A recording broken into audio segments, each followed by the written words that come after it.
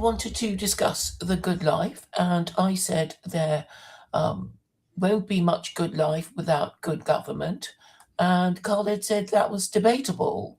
So what exactly do you want to debate on this issue, Khalid? Well, I'm always reviewing my life and I'm thinking, what makes me happy?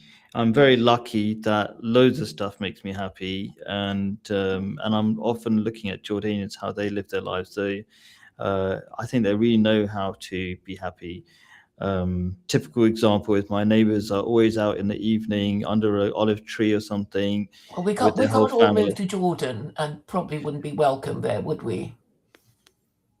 I mean, if the whole world turned up to Jordan, they wouldn't be welcome. But otherwise, they're incredibly welcoming people. If I walk past a house, people just welcome me in their house, even if And they you're don't live. saying it's because they're Muslim, while we in Yeah. London have to endure, sour faces and stabbings, etc. So we in the UK suffer from bad government, and you think No, Sharia I might mean, I improve would it? say no. I would say the reason why people are happy here because they've got their own personal philosophy that helps them. So, in many ways, the Jordanian government is secular because it allows, even encourages like Christians to ring their church bells and stuff like that. So in many ways, it's secular. It doesn't force any particular religion on you. You can have a few days for Eid on holiday, but mostly it's up to you to do that. I've been teaching in a Christian school in Jordan, run by Christian Palestinians, and they have, Father Christmas going around at Christmas time. So it's this, in practice, is quite a secular country. Okay. There's actually because the individuals have got their philosophies. It's not wholly up to government to make you happy. Right. So when you talk about philosophy, you're saying a philosophy separate from Islam. Is that what you're saying? No, I'm saying that you're saying it's up to government to make you happy the way you're making it out. I'm saying it's up to yourself to make you happy as long as government doesn't completely make you miserable. Yeah. And I think you can be happy, and British people, Westerners can be a lot more happy if they were Muslims or were a bit more religious or, had a Well, philosophy of but life, that a isn't family what the life. liberal establishment want us to be. They want to undermine religious belief. They want to undermine the family. And Yeah, but you can let them undermine it or not. Like, well, so for we don't example, want to. Well, okay, a lot of people they just enjoy the culture of casual sex. So, and they're not interested in becoming, married parents. So, government has got to do something, and it doesn't want that. It wants us to get into our coffins before we're even dead. It's closing down pubs. It's doing, all the things that shows it doesn't care to govern us, and we should become extinct. So, so what I is to think be it's done great. about that? I think it's great that they're closing down pubs because it's not a really good way to Okay, well, I know socialize. because you're So Muslim I, and you don't go to pubs, but exactly you as a right. Muslim want to So, close down but pubs, right? I get it, but for people well, who are not not yet even. I Muslim, mean, I didn't well, even you can promote look that. The look government's doing it by itself. scornfully, but No, but I think you're missing the point of what I was trying to get at, and I think it's important you're to saying understand everybody each be other. Muslim, and then the next thing you say No, is see, you keep our missing the pubs point. are closing, You have and to I make don't an care about effort to you. try to understand. So I'm going to try to give you another chance to understand, right? So I'm saying, like, here's a conversation. Like, I'm personally interested, and those people are personally interested in what could make their lives better. And that's just a discussion by itself. You don't have to bring in government into the discussion. It's like directly, what are the elements that make life good? So let me ask you the question. So actually, can you play that video I sent you? Because I think it's a No, really good because it's a video. waste of time. It's just some old You guy have to be saying, under. It's not well, an the good old life guy. is being a Maybe you good don't know who father that is. and Do you having know a who that family. I is? get it. I don't want to play that. Let's But do have you a know who proper that is? conversation if you're It's not. capable of that. Yeah, well, you have to be more capable by listening to people and trying Yeah, to understand. didn't I sum it up correctly? No, You showed me you another one of your you've dumb missummed it videos up like a hundred with times some in a old row. man saying, "Oh yeah, It's not some old the good man. life is being married and having a It's not family." some old man. See, that's the thing. You have to try to Okay, well, we've understand. never heard of him, right? We've never heard of You him. haven't. You don't Okay, have to keep talking on behalf of the whole world all the well, time. okay, It's like but a I'm just politician. Politicians we're do that. wasting time, but fine. Well, we're not We wasting time. Well, we kind of are because you could try to understand what I'm saying first. I have summed up what you were trying to say, And and I told you the you're video was wrong. some old man saying the good life is And I being told you that was a a bad father. summary. Yeah. Yeah, and and you already know that the government doesn't support marriage. You know that, don't you? So you kind of have to go off this one track that you're always on, Yes, I right? always do because nobody gets it, Because- and you don't no, either. loads of people get it. Do Maybe you you get don't get it? what everybody else is saying. You're the one who doesn't get it. You just You think by don't get it. talking around, You oh, don't let's get all it. be happy, You don't let's all get get married. it. The government doesn't support it, and the You people don't don't get want it. to do it. Do you get that or not? Do you get You that or don't get it. not? You You kind of okay? You like can just laugh at the people, I'm and laughing because like you're always getting thrown off different people's things because you're not like you don't understand what people are getting at and then you annoy them what and are then you they getting but at? I don't You're have just that saying problem. everybody become Muslim, right? That's your No, thing. I never said that. Okay, so what's your Although point then? that is my first question. Answer my first question. What is Do you it? remember my first question? What The is whole it? question I said, what makes life good? Just give me one element of what makes life good. It would have to start with not living in a failed state, not being convinced that your government is doing all the wrong things, starting Isn't there wars. anything else that you have to do? Let's say you've got the basic elements of government existing. Does that mean you automatically be happy just because government doesn't um, try to actively harm you? Let's just say that. Like, Well, it isn't would there be a something you have start, to do? wouldn't it? It would be a Okay, cool. start if your Now we government. cool. I would say there's loads It's of not governments. cool. Oh gosh, I'm saying. Okay, try to understand what I'm saying. So I'm saying there are lots of people who are unhappy in governments. In a given government, there are loads of people who are happy and not happy. How comes? Well, you know there are lots of dissidents, don't you? Do you know I what is think meant that by answers my dissident? question. Well, Person okay, what's your who question is again? okay. How comes some people are happy in a government in a given state, let's say, run by one government, how comes there are lots of people who are happy and there are other people who are not happy? What are some of the distinguishing factors between Well, these well, happy and some people are unhappy rich. people? So, yeah. And That some could be it. people. I disagree.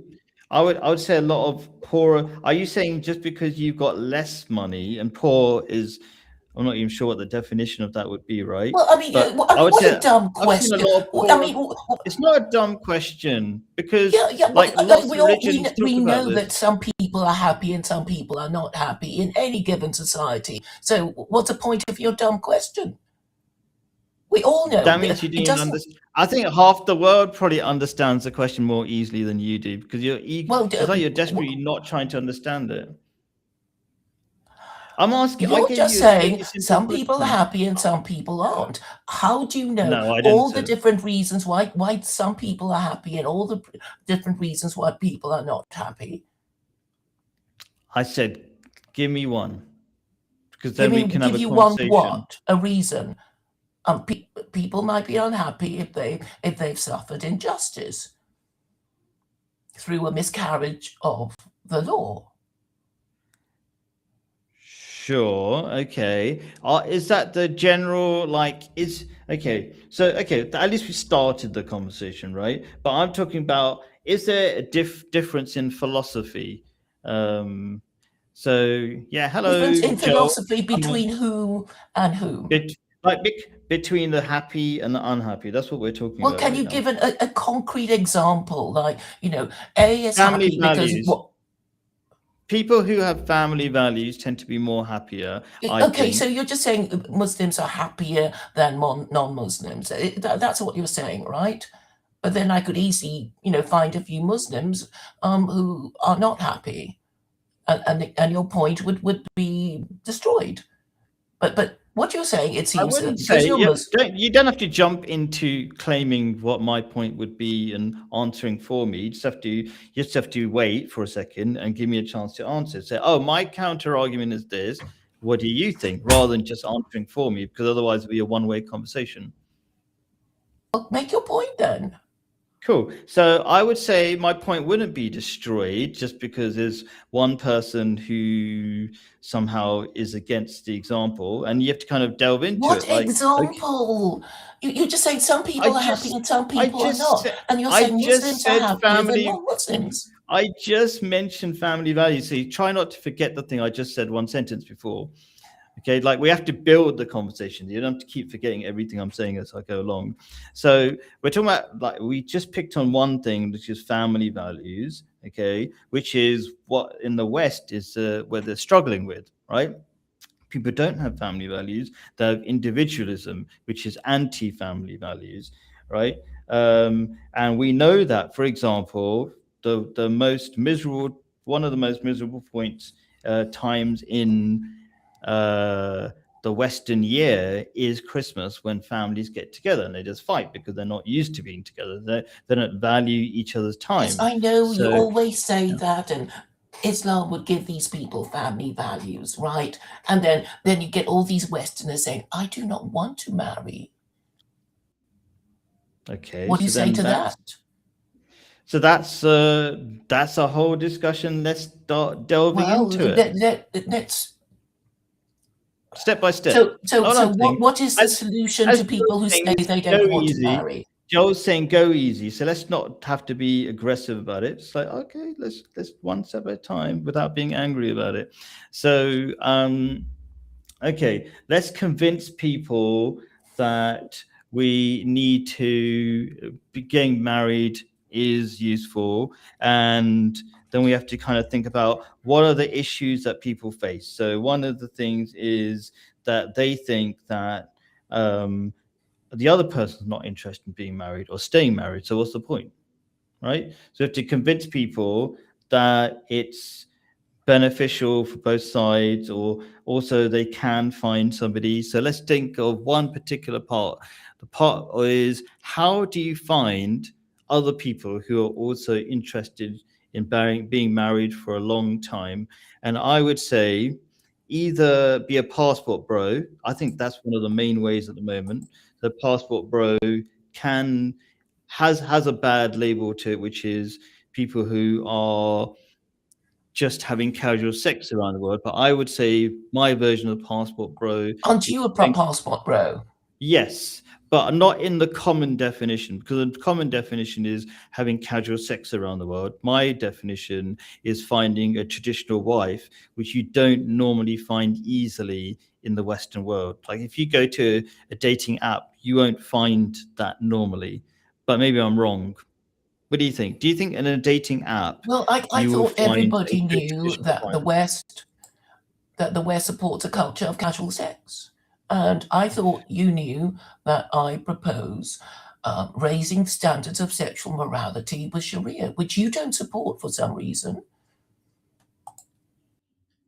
So we can keep not talking for the other person, but of course, as a Muslim, I'm against casual sex, but not every, and we can't always assume everybody believes a certain thing, or I believe a certain thing, or I summarize my certainly beliefs all the don't. time. Yeah. So I don't People think don't agree with everybody, me. like, exactly. So, okay.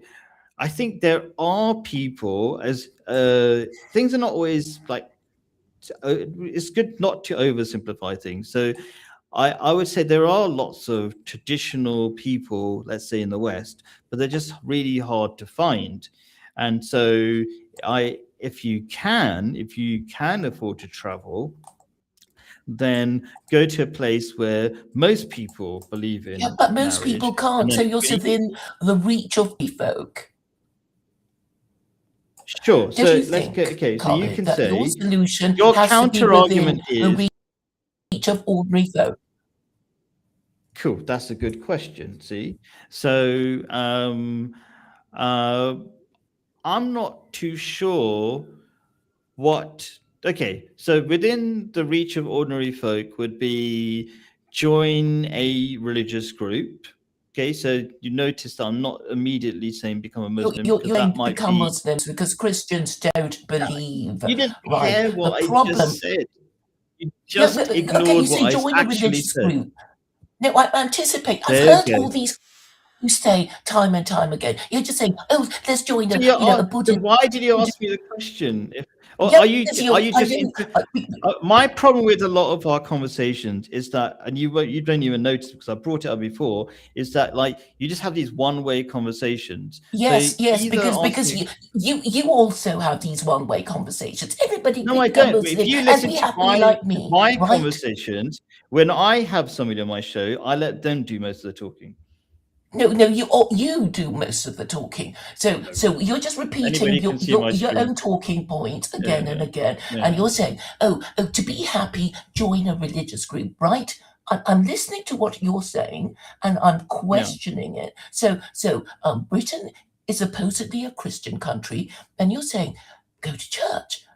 British people go to church, and the ones who do they have stable marriages? Why can't Do they they? become Hindus or something? For example, they Well, have or okay. Sikhs. Most people in Britain are post-Christian or white, so there's no point telling them to become Buddhists or Hindus. So Mhm. so basically you're just saying go to church, right?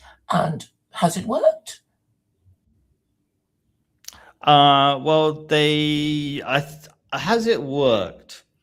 They're not doing it, so that's a bit of a problem. So I Yeah, and suppose. for those who do it, has it worked?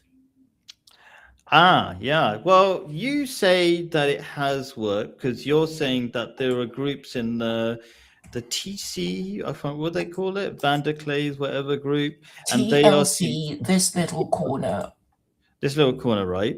And you say a lot of those people are married. Is that correct? The middle America, middle aged, middle class. There are some young people, and there are some mothers and grandfathers. So according to you, it has worked. Is that right? No, I'm saying Oh, the cultural Christians don't really believe in it. They're only Christian because mum and dad were Christian, and they know they come from, a long line of, people who were culturally Christian.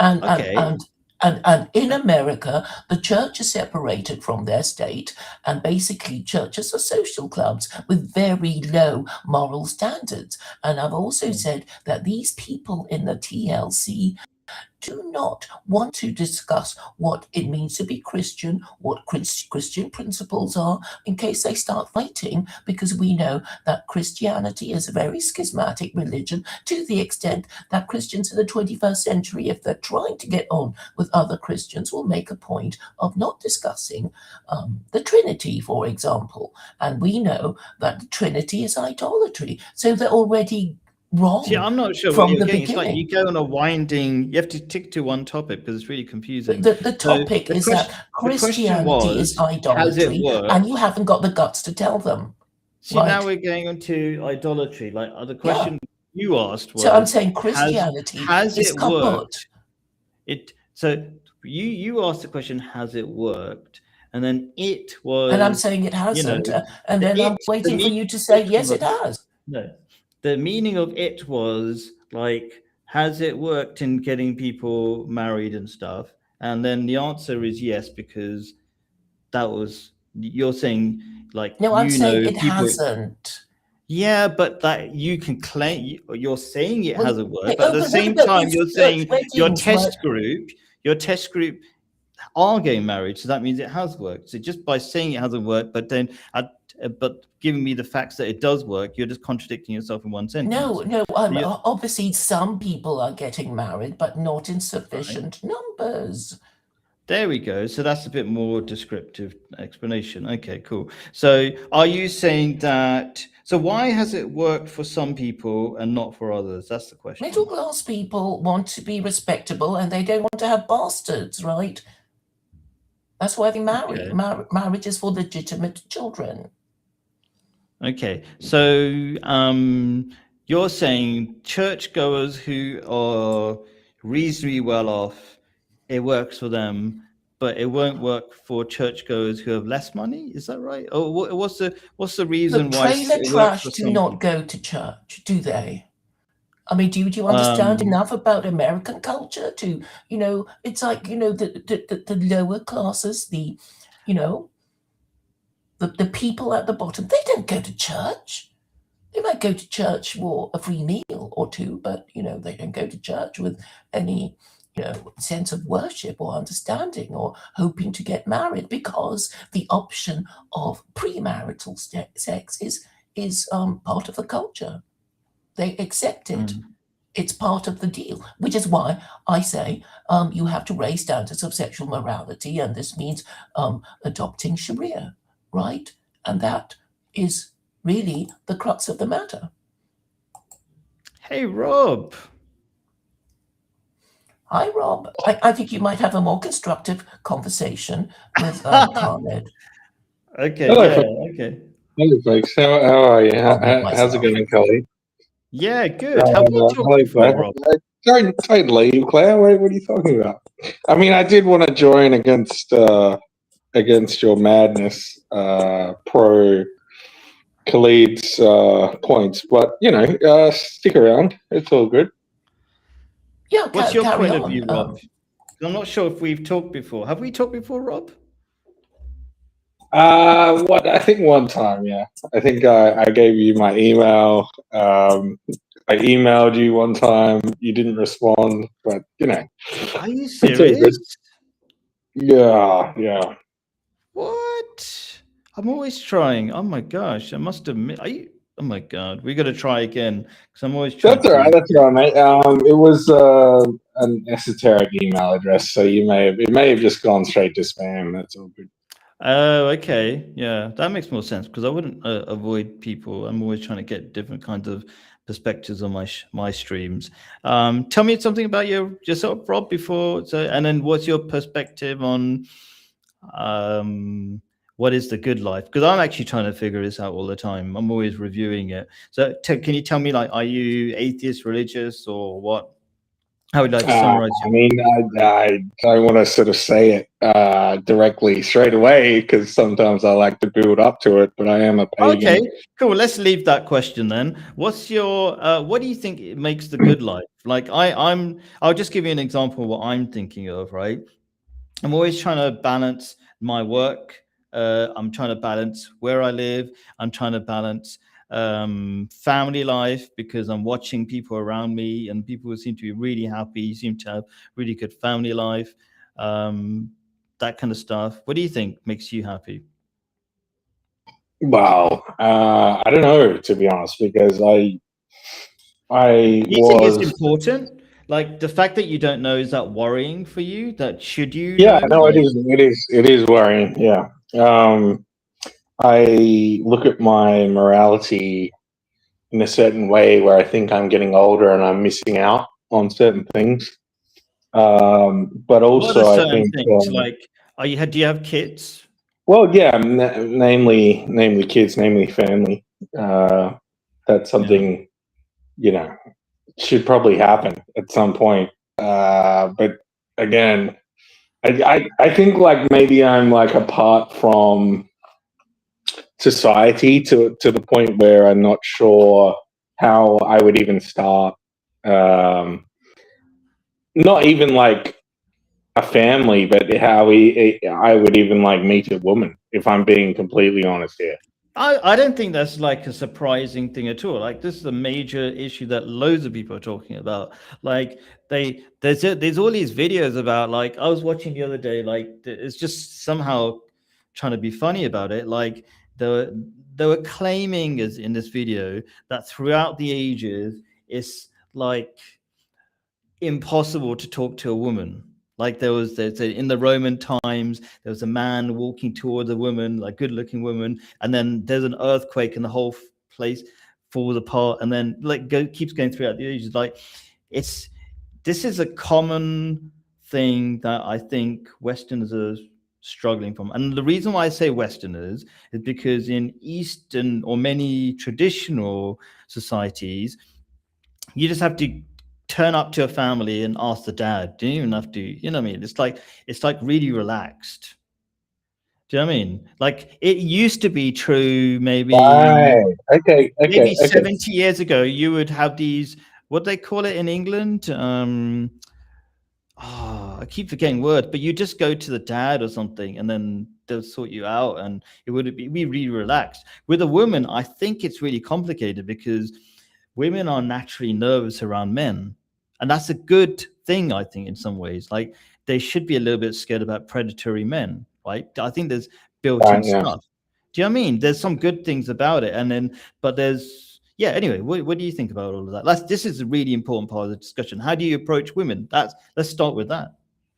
Well, no, because you made a good point, because I'm interested in this idea. So I was listening to, I can't remember the name of the podcast, right? But the Culture Dads, I think it is. Yeah, Culture Dads. So these guys are like pagan kind of metalheads. I talk to Claire about them quite often. And they are, they're dads, right? They're dads, so they've done that. But also they've started this kind of movement in America. Maybe Claire's heard of it. Well, it's connected with the Asatru faith. Asatru is like a pagan faith that's sort of, rebaked kind of Norse paganism or whatever. But anyway, this one in particular, he has started this community, and basically what he says is exactly what you just said, which is you need to approach the father, or not necessarily the father, but the alpha male within the group, and you need to prove yourself to the group and to the father, in air quotes, in the group, and then you will be like given an opportunity after that, right? Because what's the point, if you're just like kind of disruptive to the I guess you would say the wholesome, yeah, you're the successful like group or whatever. Do you know what I mean, mate? Well, Claire, we're having a nice conversation. Let's have it. Don't insult me in the middle. Just ignore it. Anyway, carry on. Okay, we'll carry on. Just carry on, Rob. So yeah, so you were saying we shouldn't be disruptive of like the mechanisms of society. Is that kind of what you're getting? Like community has a sort of function, and we don't need to. Well, I mean, it's obvious. It's kind of easier for men in that way, right? And it's kind of natural in that way, I would say, right? So easier for men to. I just saw Claire's comment. I have a bit of lag here, but that's fine. But no, Yeah. it is easier, and it's more natural, I guess you would say, and maybe it's like more like genetically or evolutionarily a fit. I'm not sure. But I mean, there are a lot of men that are very successful in like our current kind of, I guess you would say, looser moral world that we live in now. Where I'm not sure what they do. Like, I'm not sure how they succeed. I really don't understand the mechanism. Yeah, that's true. Like that's why I used the word predator earlier on, right? Like it, predators work really well in this system. Like the apps actually seem to work for predators. Like if you're 6 foot tall, rich, and you are happy with lots of one night stands, it seems to work for those kind of people. But the rates of these apps don't seem to be increasing the rates of marriage is the issue. So I mean, what I'm really in fact, they're kind of decreasing the rates of marriage, right? Yeah. And I think it's because, not only is every woman after the alpha on the apps, and a lot of men miss out, right? And a lot of men are scrolling for days, and never mind the algorithm and AI and blah blah blah. I mean, that's a whole different game, right? But just the mechanism of the app is like you know, it really rewards, you know, men who are already successful and not men who are necessarily trying to be successful or trying to be good men.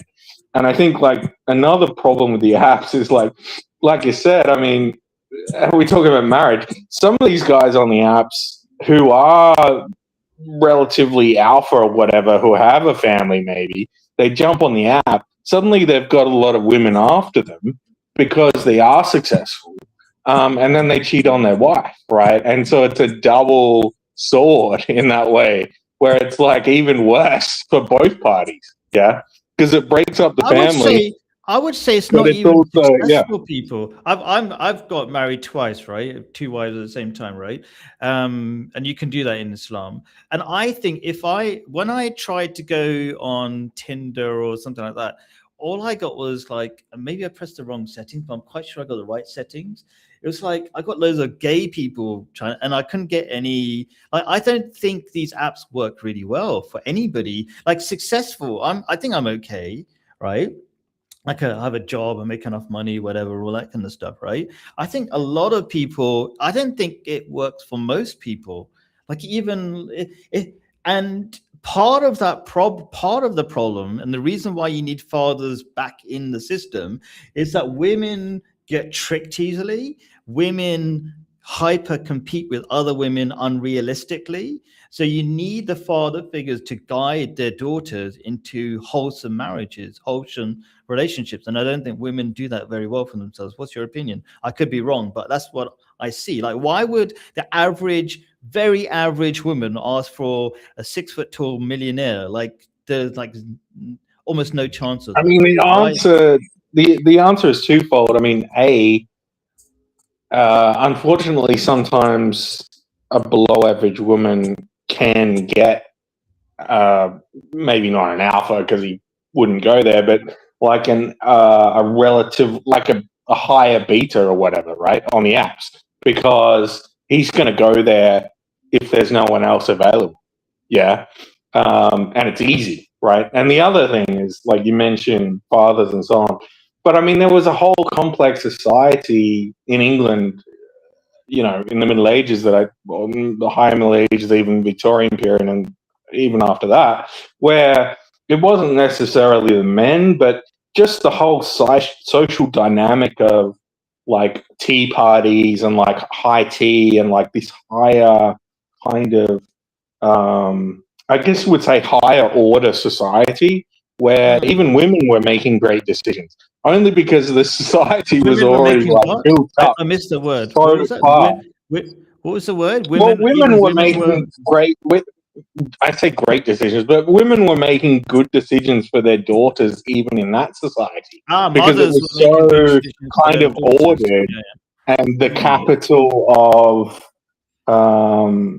social hierarchy was so like built up over time that they didn't really have So a they had choice. more moral values. Is that what you're kind of getting at? They had different moral values, and more moral values aligned with long-term relationships. Is that what you're saying? Is Yeah, I that mean, yes and no. society work? I mean, yes and no. I mean, the elites were still doing some crazy shit, right? But my point is, like, there was this dynamic where the higher class ideals of them, I guess you would say, the moral or the traditional society was filtering down into the lower classes. Whereas today, I feel like there's like an opposite effect where the ideals of the gangster or the slut or the whore or whatever you want to call it filter up into higher societies because that's where like they're rewarded with money and so on, and you know, it's horrible. It's a horrible situation.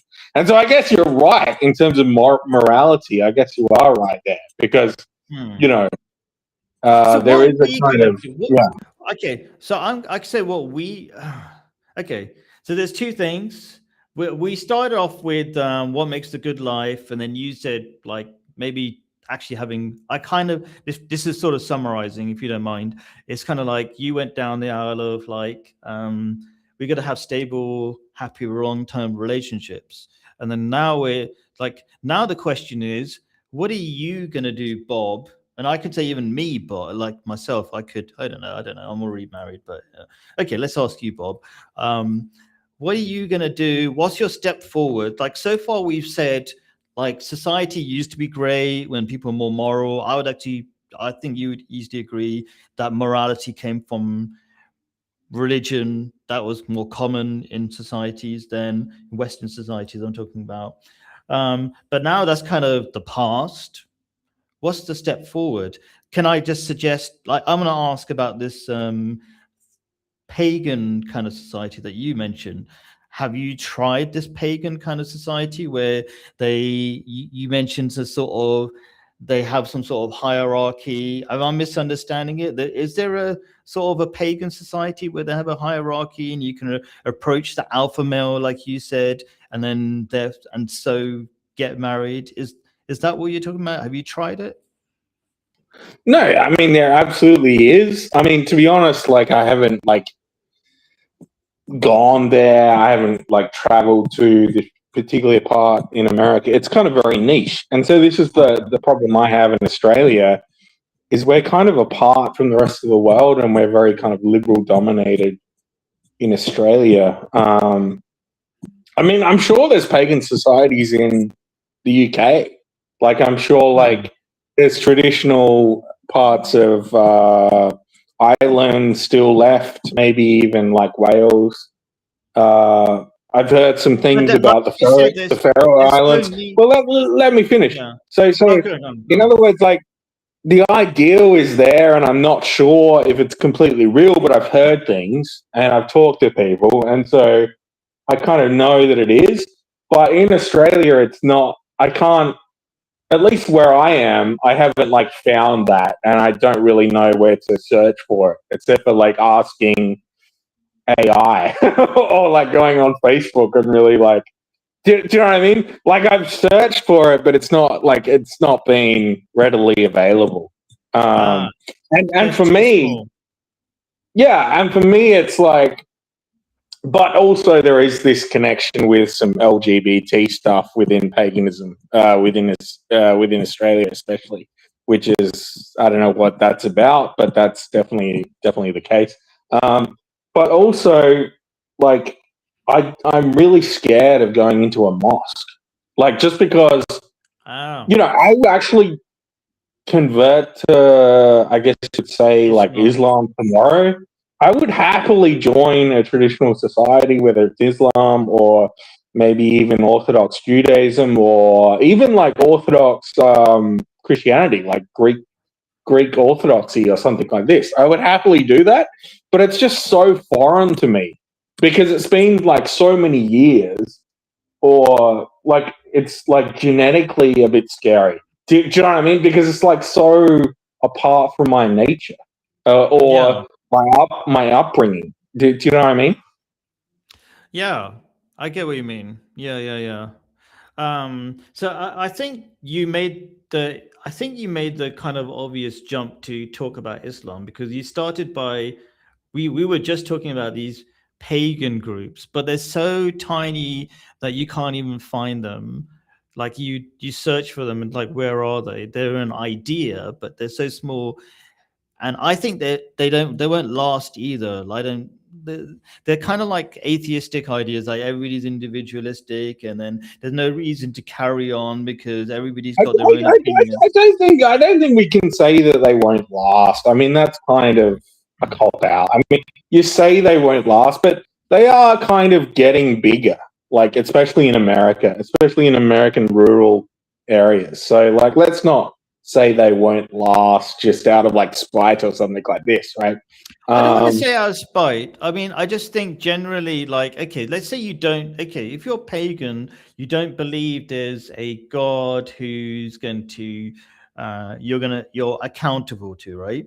So, and I kind of feel like, and you can tell me how I'm wrong. Let me just make this claim. Okay, well, you're accountable to your ancestors, right? This is the whole like the way the Roman Empire existed before Christianity. You're accountable to your ancestors and the Greeks before them, and you want to live up to them because they did incredible deeds and achieved so much in the world. And that's really, that's your mission in life, is to hold up yourself in front of your ancestors, not be ashamed, right? I mean, that's the whole thing. Okay, so there needs to. That's what. Yeah. Maybe I shouldn't compare pagans to atheists, because they are a different group, and maybe pagans have their own sort of different kind of deities, isn't it? That keep them accountable. Because the reason why I was thinking the reason why I was thinking about the whole atheist thing is because everything's like, I feel this at the moment, and everybody else feels something else at the moment, and it's hard to form a community around that. With religions, it's really easy. It's like there's one idea, one God, and we all agree on it, and we've got all one direction. Do you get what I'm saying? That's why I brought it up, but maybe I'm wrong. So do you feel like the whole pagan scene is growing and is stable somehow, and that you can maybe one I day mean, it's go definitely not. towards that? It's definitely not stable, but it is definitely growing, right? And this is kind of exciting. This is what kind of this is. I don't know. This is within the Western mind. There is this kind of fire of Prometheus thing where there is like an inherent rebellion against God, I guess you would say, right? Which is, it's kind of a Jewish thing as well, but it also is very Western in the fact that, Is it Western because it's individualistic and they don't like the idea of anybody telling them what to do, sort of thing? To an extent, right? I mean, if you look at like all the old pagan tales, like the Havamal and so on, even Gilgamesh, the Epic of Gilgamesh, right? It's all, or the Roman tales and so on. It's all about individual heroes, right?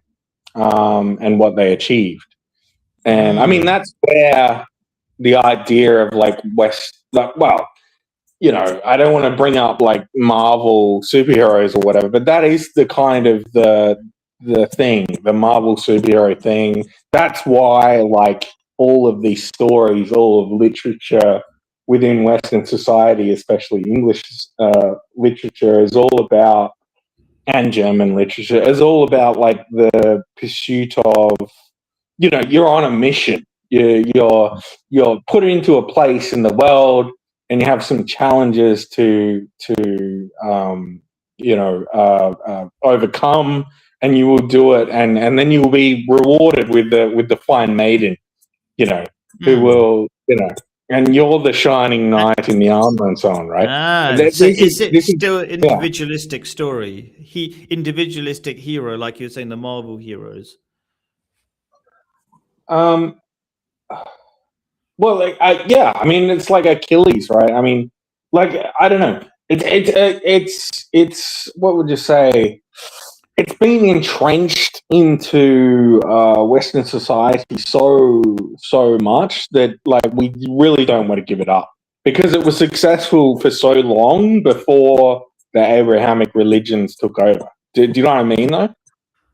That's an interesting claim, because I think, for example, the British Empire was powerful because of Christianity. They had something that was moral. I don't think they were very moral people generally, but they had something that made them strong, some sort of I'll tell family you why values. the British Empire was strong. I'll tell you why. Because of individuals. I mean, one particular individual that was, is worshipped today almost like a god, not really, but almost in some circles, is like Lord Nelson, for instance. Okay. Right? These kind of characters that like overcome and succeeded at great odds. Yeah. And that is like, it's incredibly exciting. That's why the story of the hero's journey is so entrenched within Western society. Because, do you think like, Nelson another is example, but isn't Nelson just part of a person who was successful within a system that actually promoted Christianity? Like when I was young, maybe I'm wrong, right? When I was young, we would go to these, what they call it, art galleries, and they would explain like, oh, in these art galleries, what's happening is these, Queen Victoria, for example, is giving the Bible to these lesser, lower cultures and saying, here's society, here's civilization based on the Bible, right?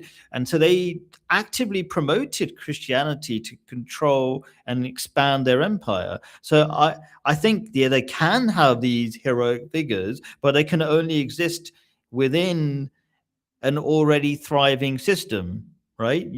Like how did Nelson become in charge of an army? The army had to come into existence. Without the army, he was nothing, right? So I think you Well, can have. exactly, but yeah, no, you're absolutely right. But there is a certain extent where, I mean, again, it's ancestor worship. So if we go back to Alfred the Great, so to answer your question on, whether it was just great deeds, like physical, presence in the world, like physical overcoming, like through strength or through even like, becoming part of the order and moving your way up the ranks or whatever. This is kind of a Prussian ideal, by the way. It's not necessarily English. But to get back to my point, but we also struggle against intellectual ideas, and there are intellectual heroes within our, I guess, milieu of traditional English society. For instance, like there's a lot of occultists, like a lot of people love Aleister Crowley, for instance. Like he was a mountain climber, and he was not a moral man, right? He was not a moral man at all.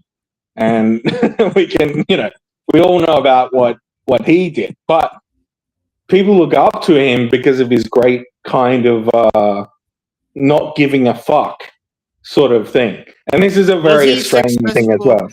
Was he successful? Because I think I've just heard the name. I don't actually know all the bad things he's got up to. But like, was he successful in terms of being happy? Because that's the kind of thing I'm interested in right now. What's the good life? Like climbing a mountain as an individual, there's loads of people who are kind of successful as individuals. Like there's loads of, in England, loads of really rich people who are miserable in their own houses. Do you know what I mean? That's not success for me, right?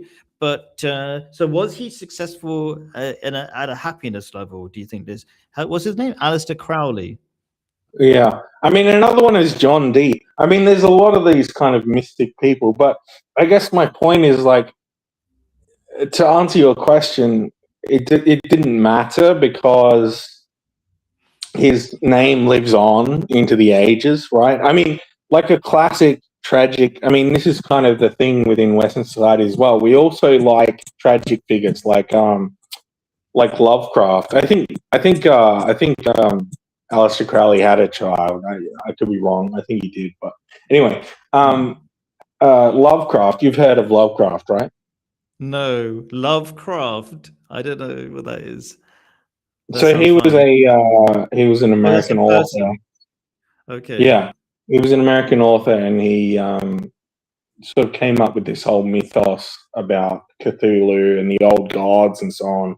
He was a very kind of pagan figure, but he apparently didn't believe. He was like an atheist as well. But people like worship everything that he did and like his art, and like his name lives on into the ages. So here's my point, right?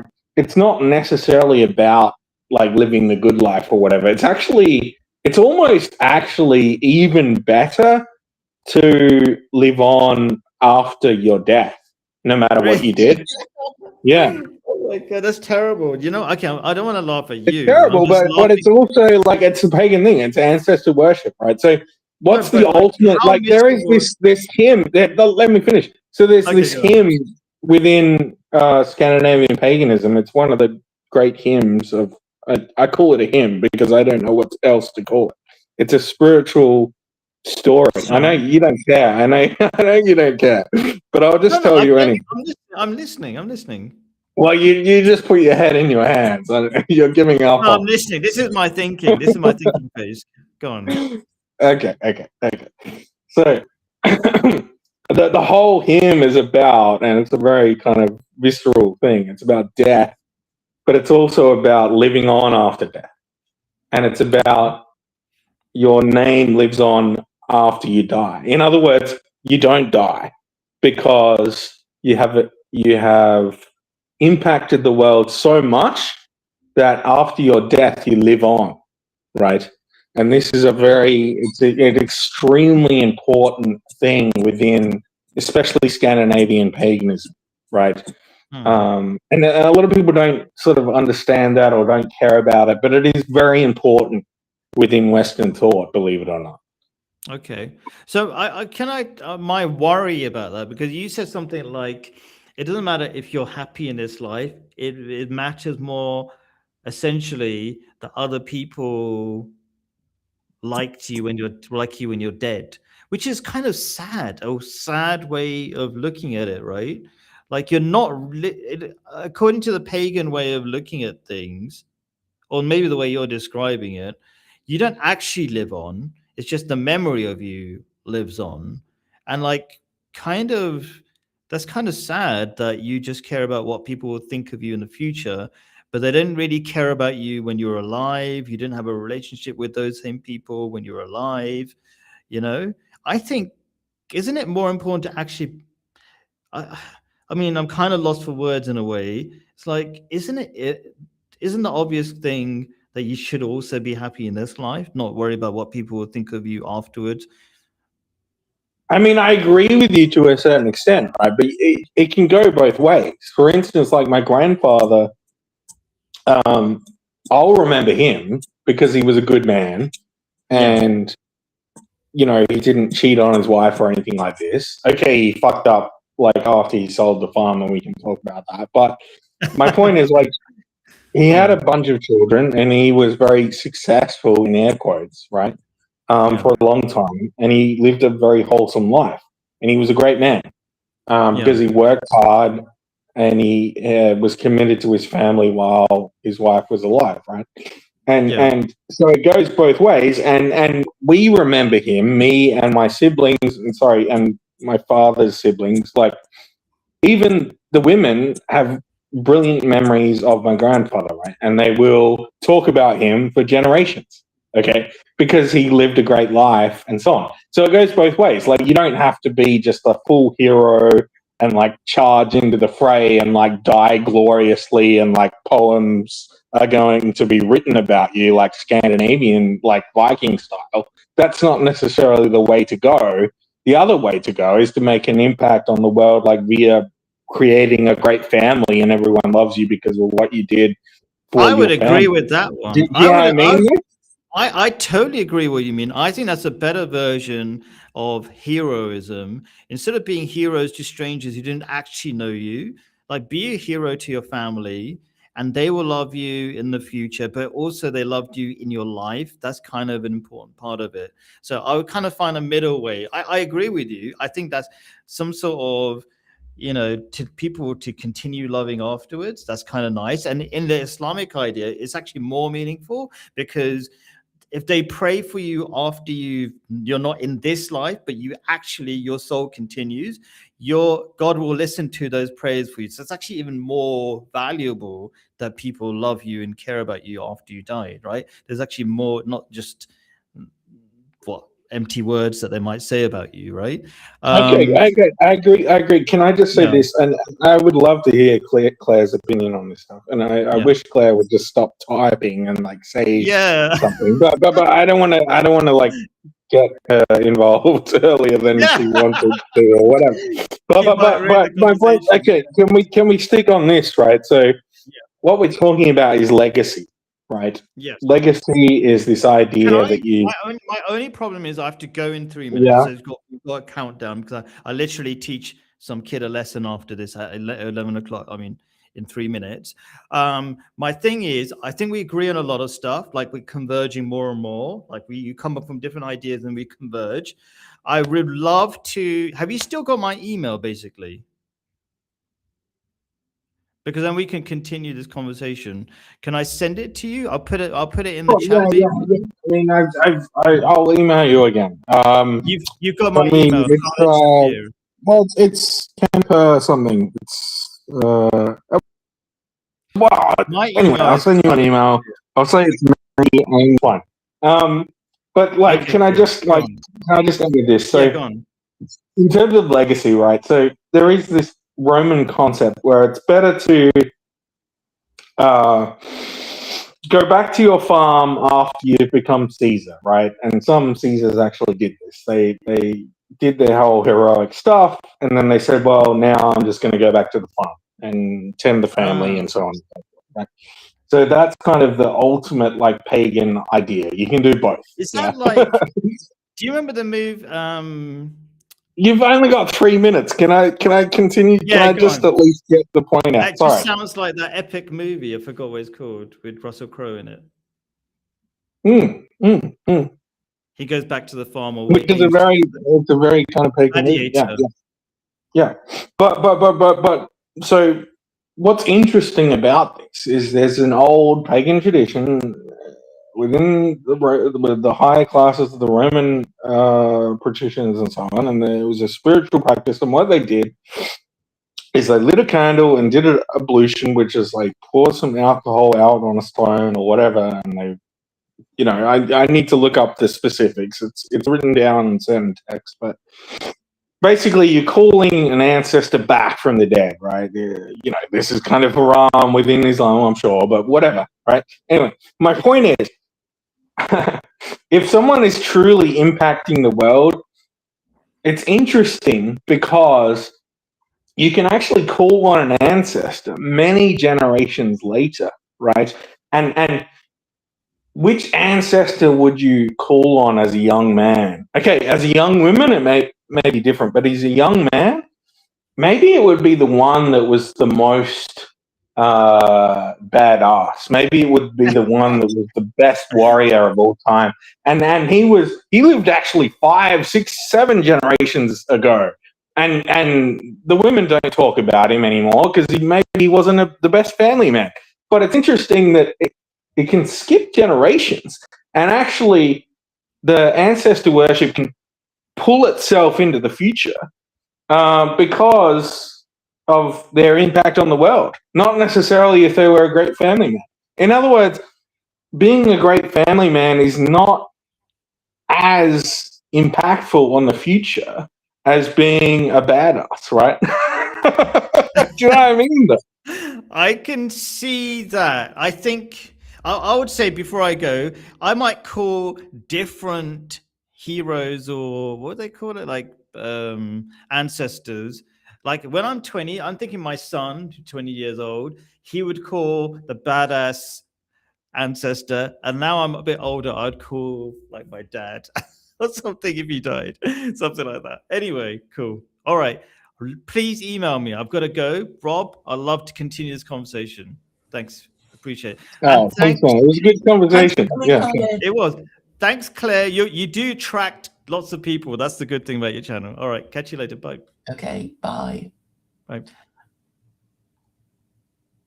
Rob? Hello, Claire. What were you on about? I literally saw nothing you said because I was trying to talk to Claire and you're just spamming I with know, that. that's fine, that's fine. You can always go back to it later if you can remember. But what I'm trying to explain to you is really the logic of the Abrahamic God. And I know you reject the Abrahamic God because you have a problem with Jews and brown people and Muslims, yes? I mean, that's basically your problem. I mean, otherwise, why would you keep going back to And someone I admire them. Huh? What did you say? I didn't hear it. I said in some ways I admire them. I don't necessarily have a problem. I mean, I don't like what they're doing to my society, but yeah. Okay. So you are assuming that Jews are responsible for liberalism. Is that it? But I mean, Judaism is not liberalism. Judaism is actually very strict. So you are really complaining about liberal Jews who are regarded by religious Jews as heretics, and you just keep wanting to lump them together. You know there are Jews who practice their religion, and there are secular Jews who are liberals, but you want to lump them all together.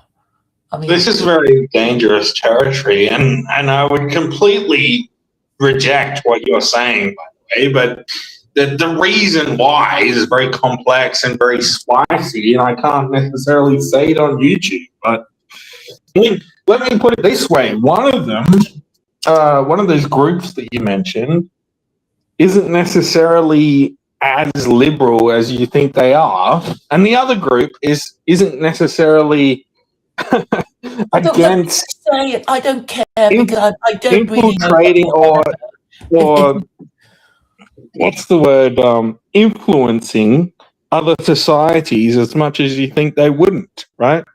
okay, I don't. You've already lost me. You can say Jew, you can say Muslim. You have my permission, right?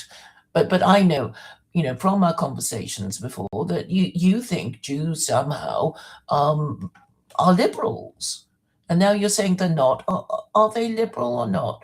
I mean, really, I think the problem is that Okay, Westerners well, have a can I problem answer your with question, or liberalism. you're just gonna move on? You're just gonna move on. What? Are you just gonna move on? No, I'm trying to. I just want you to understand the point I'm making, and I don't think you do. Do you understand what I'm trying to say?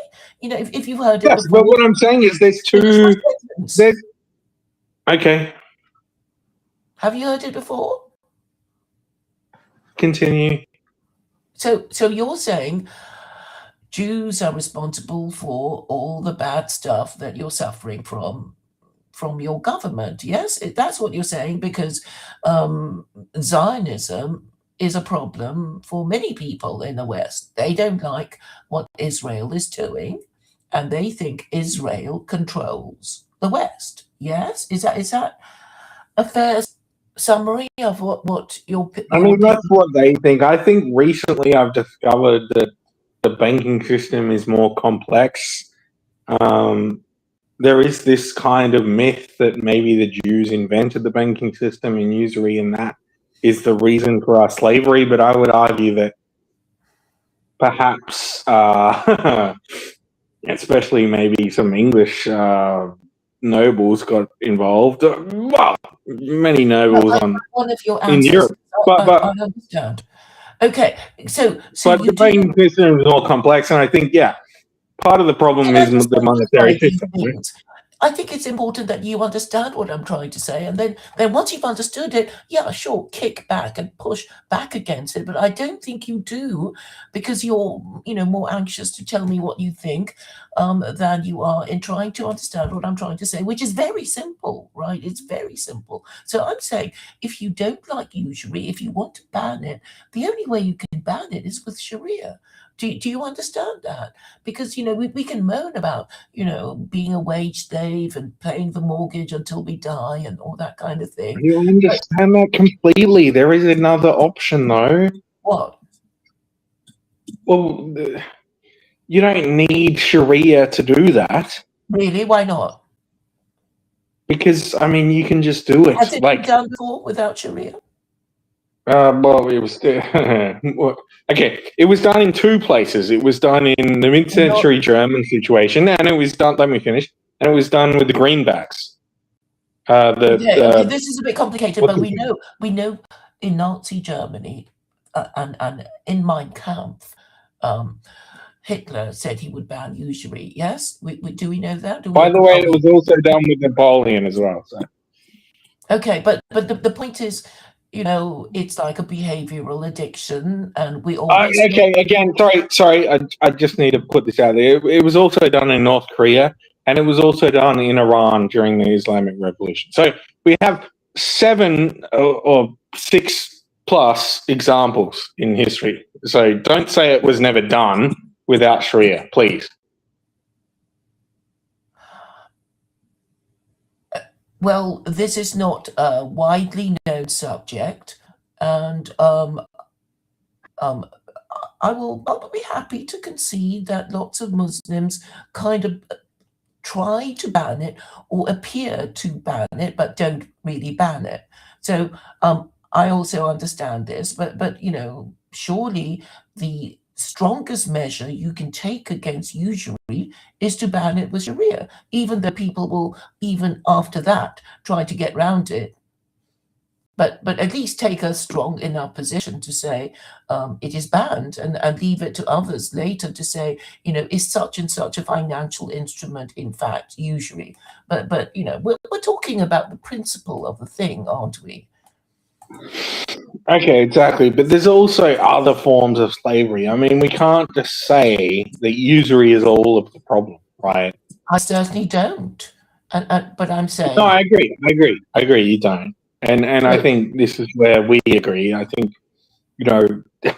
there is some individual, what's the word, personal responsibility when it comes to usury. 100%, right? yes, and Jews don't follow their own rules, and they also get into trouble because they're supposed to have a jubilee at regular intervals and release slaves and forgive debt. They're supposed to do that. It says so in the Torah, but they don't. That's why they get kicked out from time to time when their debtors realize Well, that they do within a certain group. So can I go back?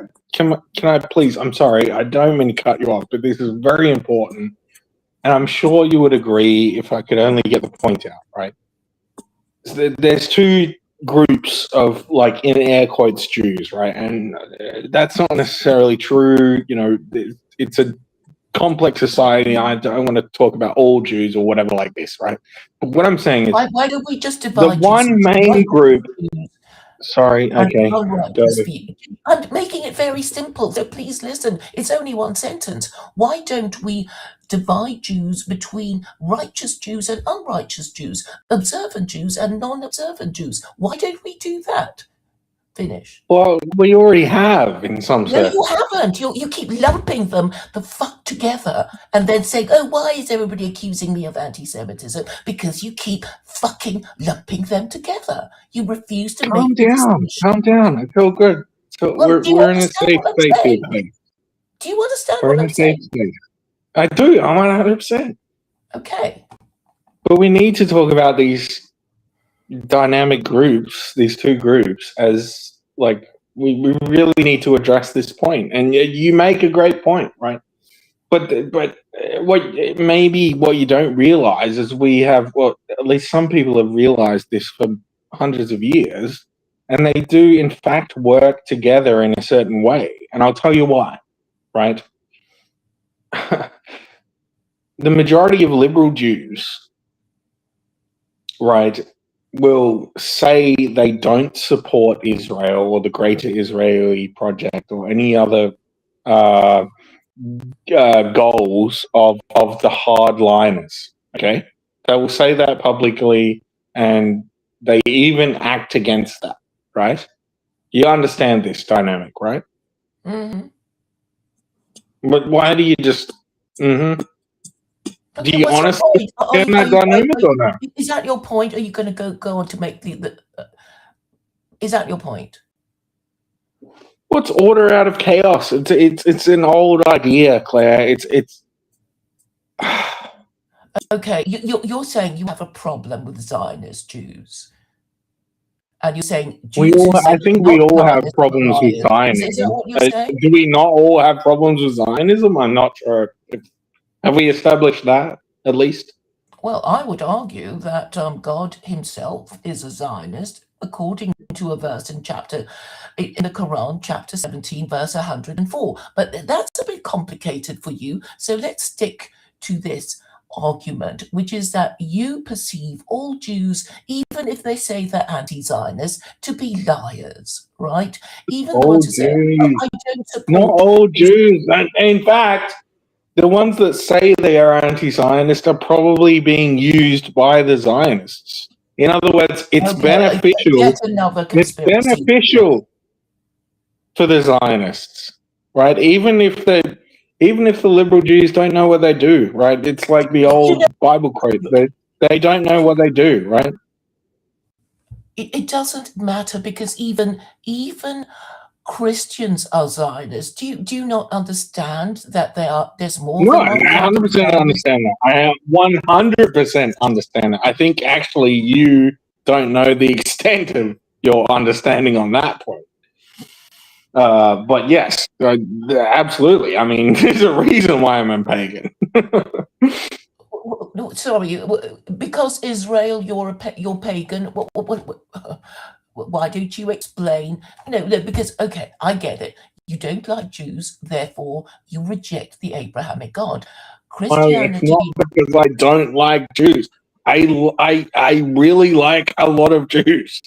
A lot of Jews have done Which some ones? great things. Which ones? Sorry? Which ones? Well, mainly like all of Hollywood and all of their creative potential. I love that. I love Okay, so that. you just see Jews as Hollywood actors and actresses. You don't see them in terms of their religion. You just see them as, famous, powerful Jews, and that's your shallow way. Do we really need to go here? Yes, we do, because is you're not understanding the okay? point. Well, I'll Not ask the question and I'll be accused. Let's go again. So, is Judaism just genetic or is it just religious? No, obviously it's both, right? So, what's your point? My point is that without Judaism, there will be no Jews. Isn't it obvious? Okay. Without Christianity, there would be no And you Christian. think Sharia is the answer then? Who's anti-Semitic now? The answer to what? The answer to what? What are you No accusing Jews. me of? Well, you're saying basically if we implement Sharia, there will be no Jews. That's what you're advocating for, no?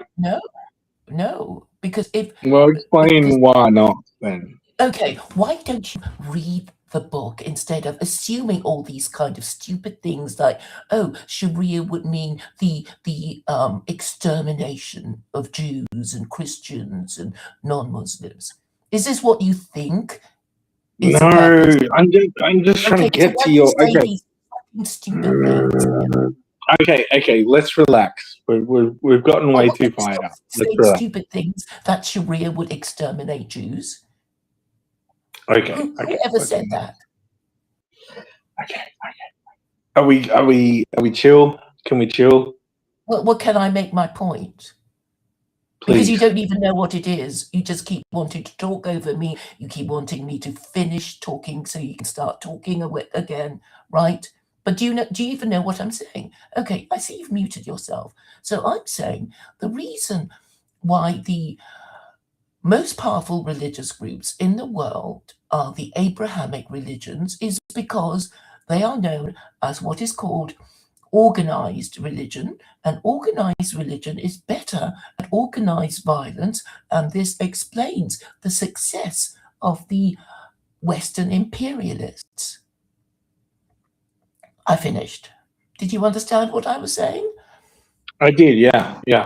And do you think this is down to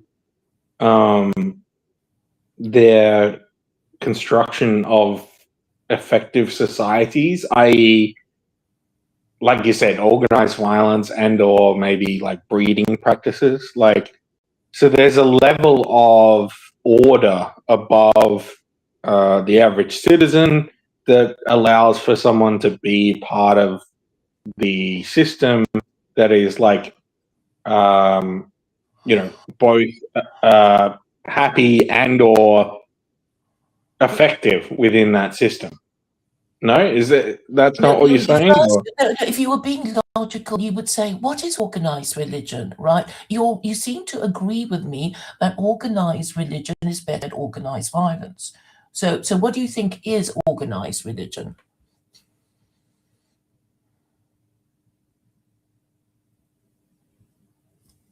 And I think we're already agreed that organized religion is the Abrahamic religions. But and that's where you have a problem. No. They're just the most effective. What do you mean organized religion? What do you mean? So we agree that the Abrahamic religions are what is known as organized religion, and we're also agreed that organized religion is better at organized violence, which explains the success of Western imperialism. Do we agree on these propositions? Yeah. But in terms of like Western imperialism, like again, that comes back to usury. But like, okay, Western And I would agree. imperialism. I would agree Sorry. that wars are financed by usury. I would agree with that. Right. Yeah. Okay.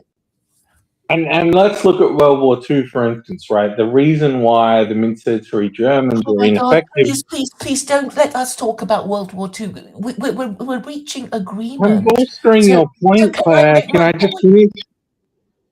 I'm bolstering your point. I'll tell you why. Because the outside forces against Germany were more. They had better logistics, global logistics, right? You would agree with that. So you're saying that the Allies won the war. You know, the British side, Nazi Germany lost against Britain because Britain managed to get America to help. Yes. Yeah, and Lend-Lease, yeah.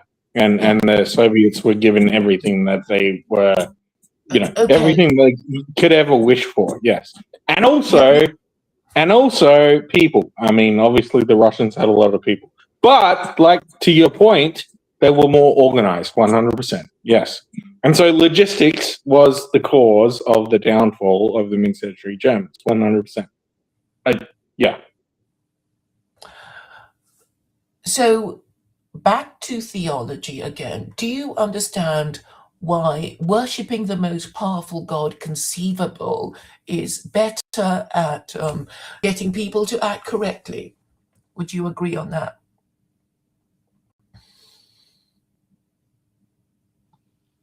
What do you mean by correctly? Well, you want men to be men. You want men to give up their sexual freedom, commit to one woman, pay for her and the kids. Isn't that a bit of an undertaking? Okay, but also Christianity has led to, let me just put it lightly, woke. Yes, I mean, would you agree with that or no? Okay. So would you agree that Christendom ended in 1918? Do you agree with this proposition? 100%. But would you agree that the new church ladies of modern society are woke Karens? Yes, that have descended from wasps, i.e., Protestant Christians. No. Well, the point is, in America, um, you were saying WASP, so I'm assuming that you're talking about um, American women who are feminists, White butch. Anglo-Saxons, yeah. Okay. Well, I don't see it in terms of race. I'm just seeing it in terms of culture. You know, Sorry, Americans. white Anglo-Saxon Protestant. Sorry, I didn't mean to slip on the Protestant. Jesus. You said WASP, so which is an American expression, but it doesn't matter. You know, it's the idea that Protestant heritage Americans are more liberal than Yeah, Catholic I mean the Americans. new Are you church saying that? ladies. Well, Okay. I mean, do you not agree that the new church ladies of wokeism is basically the descendants of the wasps? Would you not agree with that? You're you're turning it into a kind of racial problem, but I'm saying it's a problem with Christianity itself because it has no codified principles that anybody follows. And in America, there is the additional problem of the I separation of would church and agree. I would state. agree. I would agree. I think the Catholics have always been Catholic. In other words, I agree with you. I think the Catholics, have always been, Christians, right? They have always been woke. They didn't even realize they were woke, but they were woke within their own kind of milieu. Yeah. So I agree with you to that extent. Well, Well, I'm not sure if you understand me, but may I ask another question? Is about the Whig interpretation of history. Do you understand what I mean when I talk about the Whig interpretation of history? Yeah. So you would agree with me that the Whig interpretation of history is the idea that after the Protestant Reformation, Protestants enjoyed ever greater personal liberties, and this is a good thing. Personal liberties. I mean, yes. Okay. Yeah. Okay. Fair enough. I mean, had you heard of the Whig interpretation of history? But until No. I have. Yeah, but in terms of a good thing, yeah. Okay. In terms of the Whig interpretation of history, yes, personal freedoms are a good thing. 100%. Yes, I agree. okay, now you know that Catholics do not regard the Protestant Reformation as a good thing. They think of it as a historical tragedy, don't you? 100%. Yes. I have a Catholic. My best friend is a Catholic. Yes. 100%. Yes, I believe I've spoken to him. If you mean a lawyer, so. Mhm. So this is a conflict within Christianity itself, and I find it very frustrating that even the people who claim to be Christian do not care enough about their Christianity to even ask themselves who won the wars of the Reformation and why. They don't even care, do they? Interesting. And what is your answer to that question? Well, I tell Catholics that the Protestant Reformation was a historical inevitability, that it would only be a matter of time before people would question the Catholic Church. Okay, but that's almost an appeal to liberalism. Well, yeah. So I'm talking really in terms of. In other words, what you're saying is basically they would rebel anyway. In other words, like rebellion is like built in to human like consciousness or something. Yes, and maybe you've heard of the Hegelian dialectic, which is basically this idea. Do you know it? The Hegelian dialectic. Vaguely, yeah. I'm loosely. But Yeah, let me I just loosely understand. do a summary in case people don't. So Hegel's idea was that first you have a thesis. It doesn't matter what it is. Just say an idea A, and then another group supporting an idea opposing to A will emerge, and it is called the antithesis. Are you with me so far? Yeah, no, I'm with you. Yeah. And then finally, there is this process called synthesis, which is C. I suppose you can say A is thesis, B is antithesis, and C is synthesis, which is Synthesis, yeah. This is okay. an old occult idea. It's out of alchemy, by the way. But also there's the classic term order out of chaos. But yeah, continue. Yeah. So if you want to see the Abrahamic religions using through this Hegelian dialectic, you could say there was Judaism, which took a really strong position against idolatry, and then Christianity came up and said, no, we must worship a man who was crucified on the cross. We must, because he is God, and we worship the Trinity, making Jesus co-equal with the Abrahamic God who created the universe. And this state of affairs carried on for quite a few centuries, maybe two millennia, and then Islam eventually came along and said, well, we agree with the Jews that we shouldn't practice idolatry, and we agree with Christians that everybody should have this view of God, which is that he forbade idolatry, and we should only worship the one true God who created the universe and who is omnipotent, omniscient, and perfectly moral.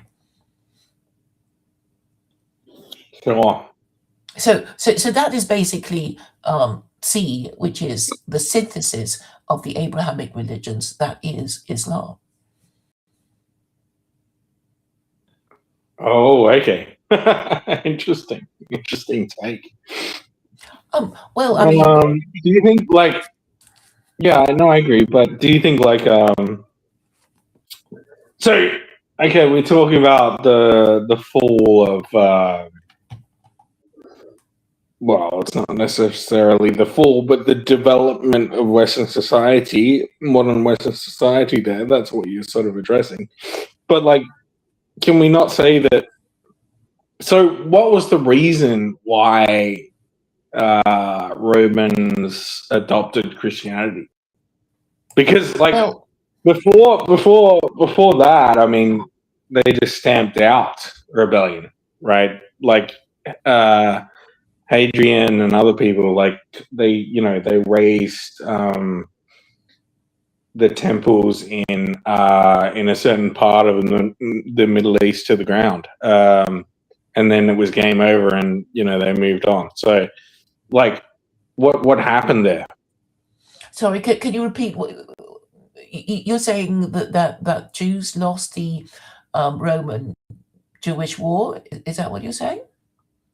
Yeah, well, Sorry, what I'm saying is please just you repeat what wouldn't you said. need. What I'm saying is you wouldn't need the dialectic if there was just like an army that would just stamp out the rebellion for all time. Like 1984, the boot is on your head for all time. Like what you wouldn't need a dialectic if there was just a boot around. Do you know what I Okay, mean? well, organized violence needs to be applied in an organized way to maintain your belief system, right?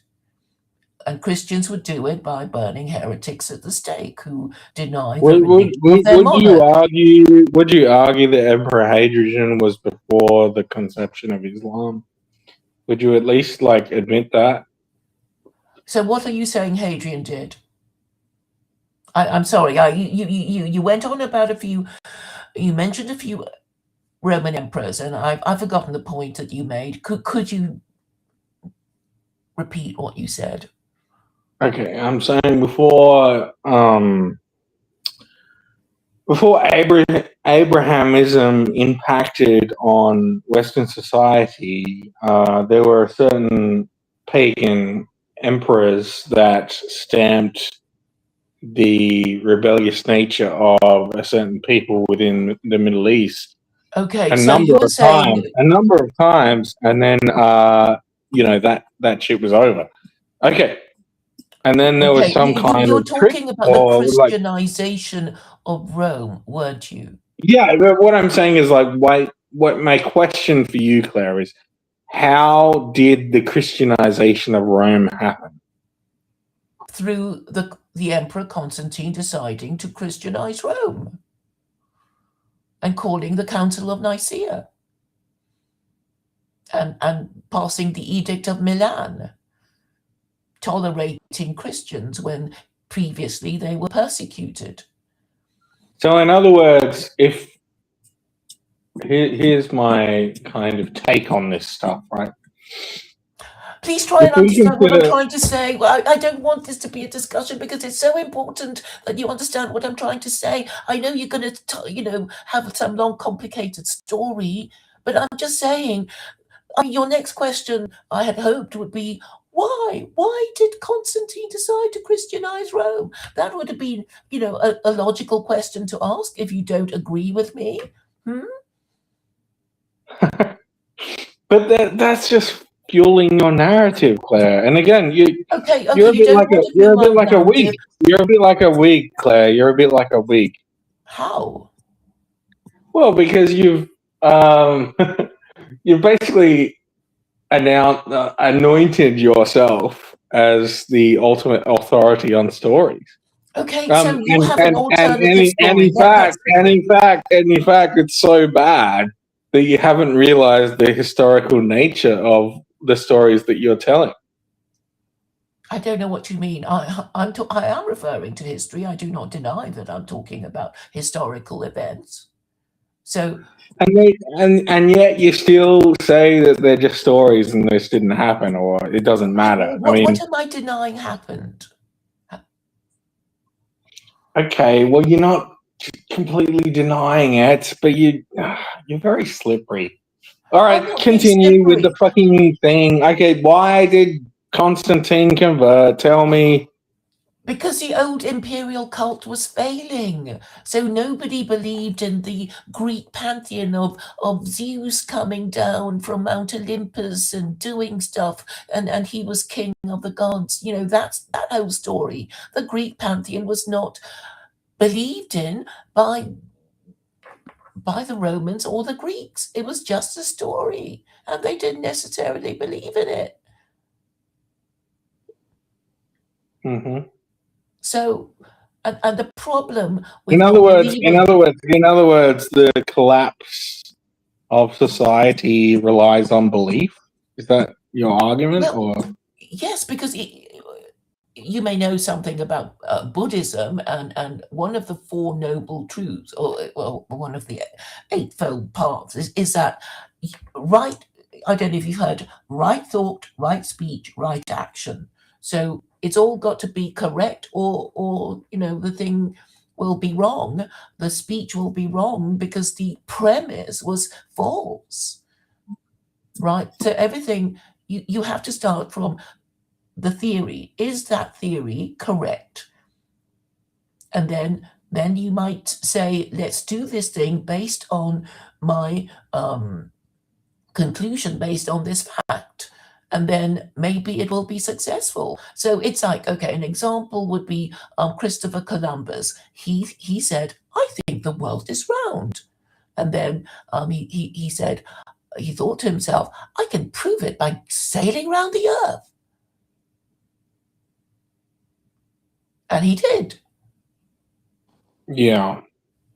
So you're relying on the scientific method now, or like I'm still confused about your argument. Okay, with regard to truth, for practical purposes, truth is what is not in dispute. So I don't think anybody is disputing the existence of Jews, whether you like it or not. Whether you like Jews or not, they exist because everybody's obsessed with Jews. They're always going on about Jews, and so my point is that an argument could be formed that Jews are existence of the power of religion, because without Judaism, there would be no Jews. Without Christianity, there Yeah, would be no yeah, Christians. Without liberalism, there yeah. would be no liberals. Without Nazism, there would be no Nazis, etc. This is kind of why everyone should be pagan, by the way, because as soon as you get these rules, like the rebellious nature of man will like to rebel against the rules. Indeed, Yeah. and you've heard of the expression, rules are made to be broken. Do you Mhm. agree with the So statement? yeah, 100%. So this is the problem with religion, i.e., organized religion, because organized religion breeds a contempt among the lower classes. How so?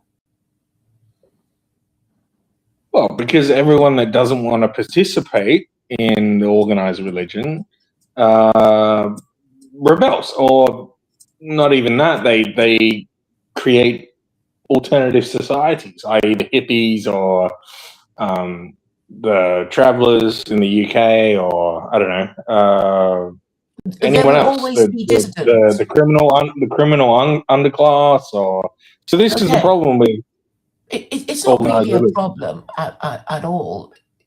There should Why not? always be a dominant culture, right? There should always be a dominant culture. Wouldn't you agree? So we're Whatever. talking about culture now, and not religion. Well, culture is a product of religion and law, isn't it?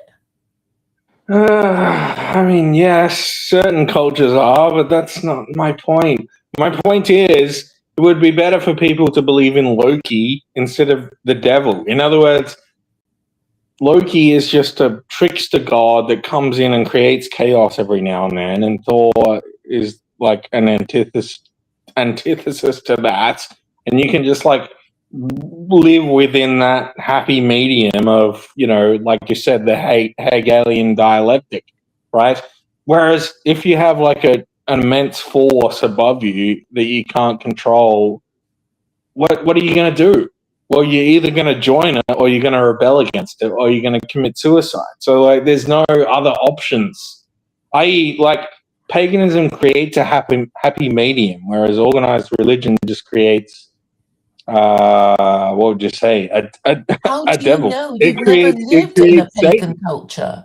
You've never lived in a pagan culture. Why did you go and live in the Far East or Well, Asia? why did I read the old texts? Why did I The read the old text Western of canon what?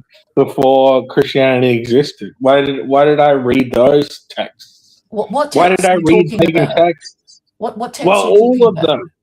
Which Are you one? saying that I don't do the E. Michael James thing? Language was invented with Christianity. Please don't do it. Look, I can't. Are you drunk? Because you're slurring your words. Yeah, but you're not keeping up. Okay. No, I'm Well, not it doesn't keeping up matter. because you're not making sense, right?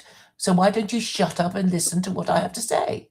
Because you know, if you think you've heard it before, tell me what I'm about to say. Well, you're about to say that organized religion is the best way to live because everyone knows their place and blah blah blah. Right? But you also agree with me that rules are made to be broken, don't you? Mm-hmm. So even if you have laws, people will break them. So what? So you have laws and people break them, but you want there at least to be a dominant culture and an official moral system. And then you're saying you want your idea to be the official moral system, this low key, high key thing. So how are you going to, make your fellow Australians adopt your religion? Well, I'll tell you how. I would, if I was God, I would convince Which them God? to any powerful God. It doesn't matter. If I was omniscient and omnipresent and blah blah blah blah blah, right?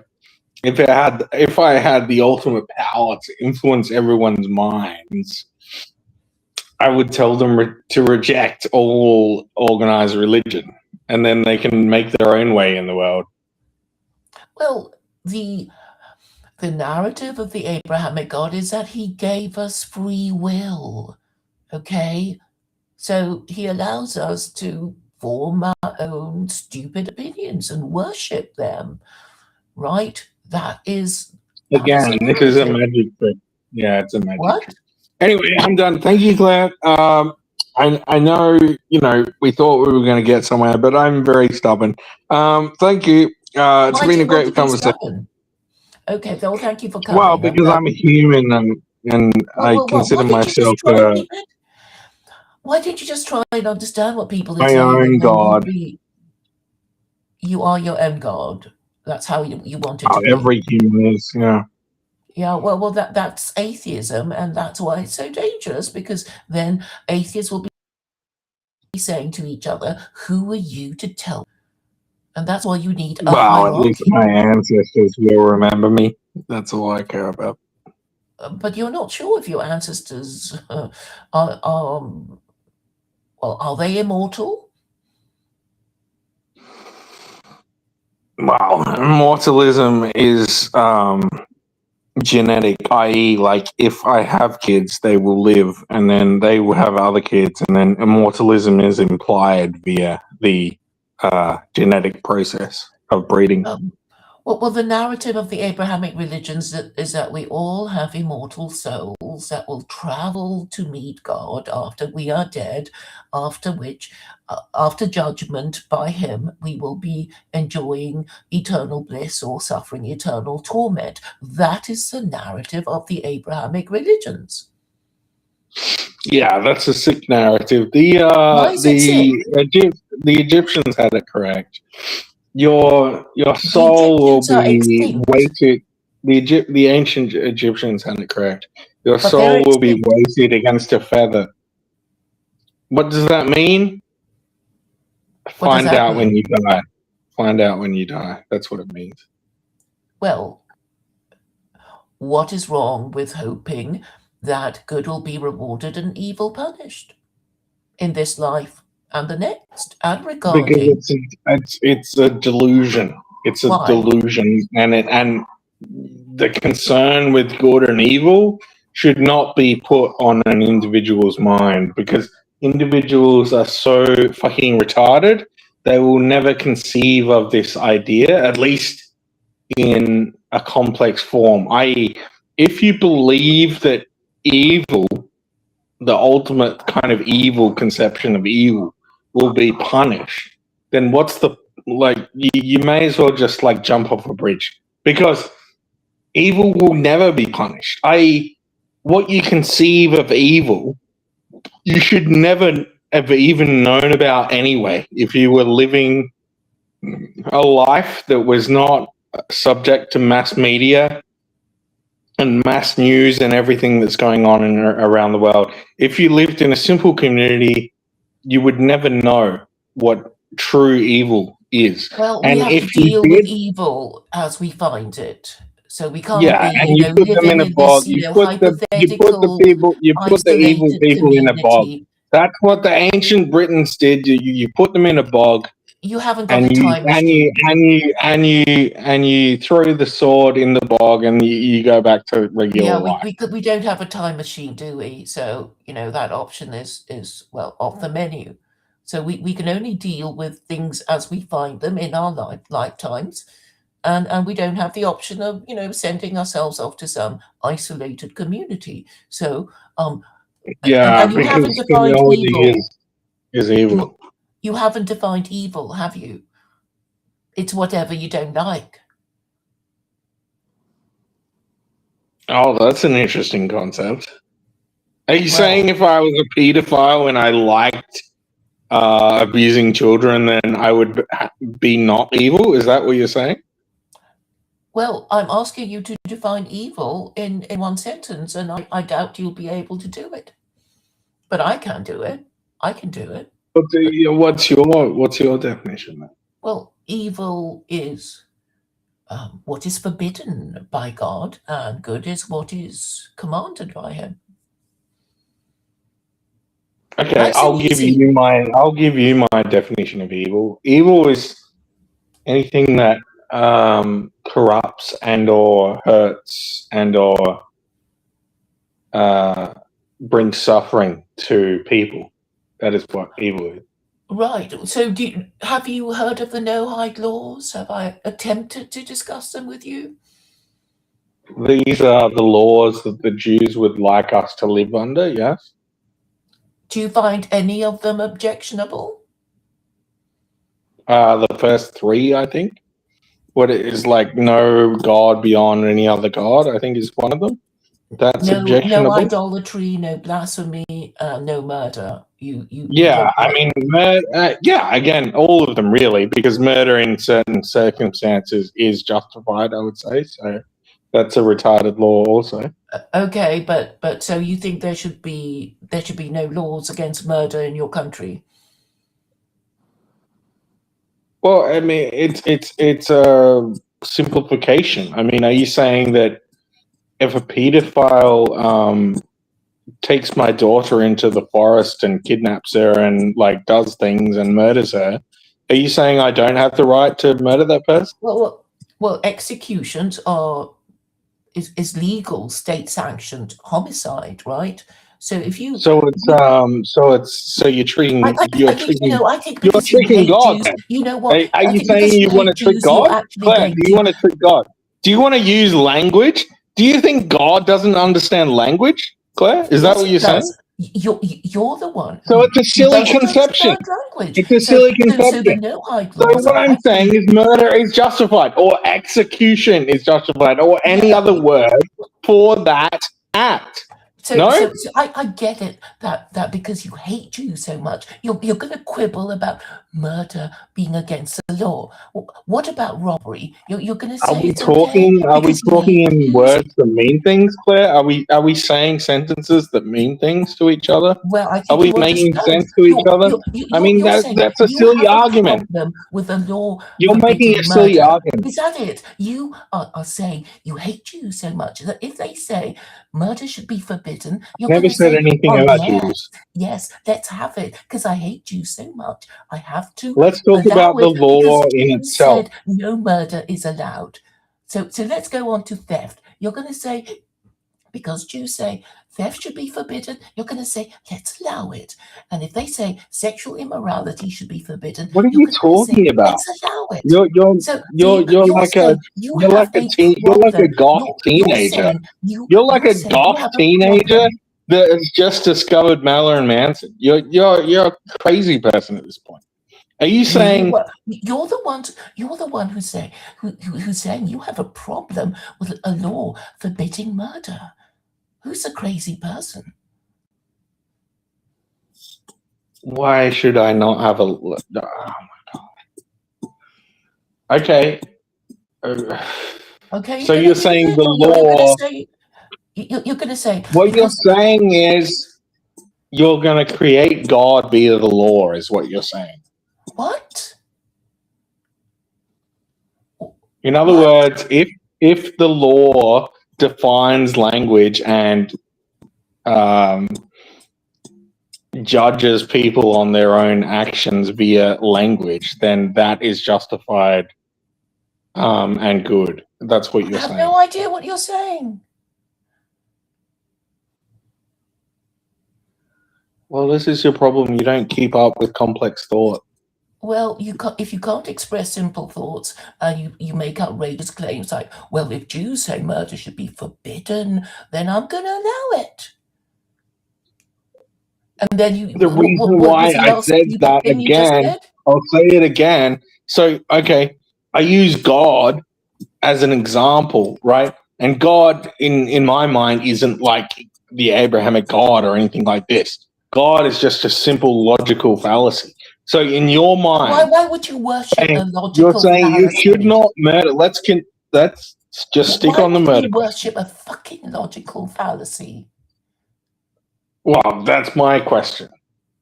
Well, I'm asking you, why do you worship a god that's a logical fallacy? I'm using your own words. You think God is a logical fallacy? And you think God is pure logic. Well, of course. Why would you be worshipping an illogical God? Why? Okay. Logic was conceived by paganism. Okay, let's establish that first. Can we establish that? No? Well, I mean, if you're going to say the Greeks were logicians, I'm going to agree with you. Yeah. But then, Okay. are you aware of the Athens and Jerusalem debate? Have you heard of it? Do you know what it is? Continue. Yeah. What is it? Okay, so Athens is, on the logic school, like, oh, logic, what a wonderful thing. And Jerusalem is, well, morality. So what one is talking about logic and the other is saying, morality is the thing. So Okay. Can I answer that? please do. So one is fucking what's the word? One is subject to the other, right? So your conception of morality is dependent on logic. No, I'm actually saying that if the Abrahamic God exists, he would be master of truth, logic, and morality. If he exists. And what I'm saying is we don't need the Abrahamic God because of logicians. That's what I'm saying. So would you agree that the concepts have already been established, and therefore you can't define morality without logic. Well, I would define morality as a system of rules designed to keep the group in existence and apart from others. What? So you're a racist now?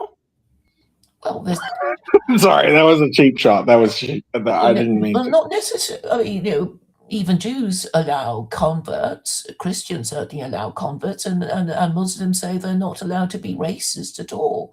So if you have Mm, these religious groups, and religious groups are the most powerful groups in the world because the most powerful, well, the world's most ancient and powerful tribe, is supposed to be the Jews, right?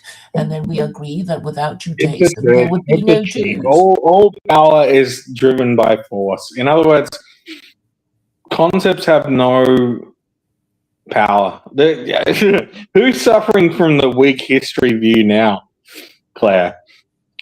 Concepts have no power unless force is applied.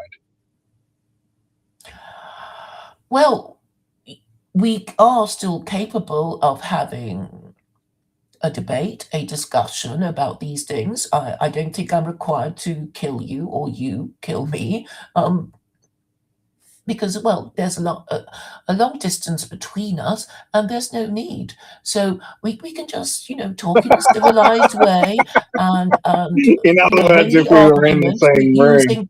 in other words, if we were in the same room, matters would be different. I'm kidding, but that's so funny. Well, if you That's a did really kill me funny. because we That's a lost the really funny argument, concept. That's a if you really did funny. kill me because you lost the argument, who wins the argument? Well, you do, obviously, yeah. But that's so funny. Oh my god, that's hilarious. Okay, but sorry.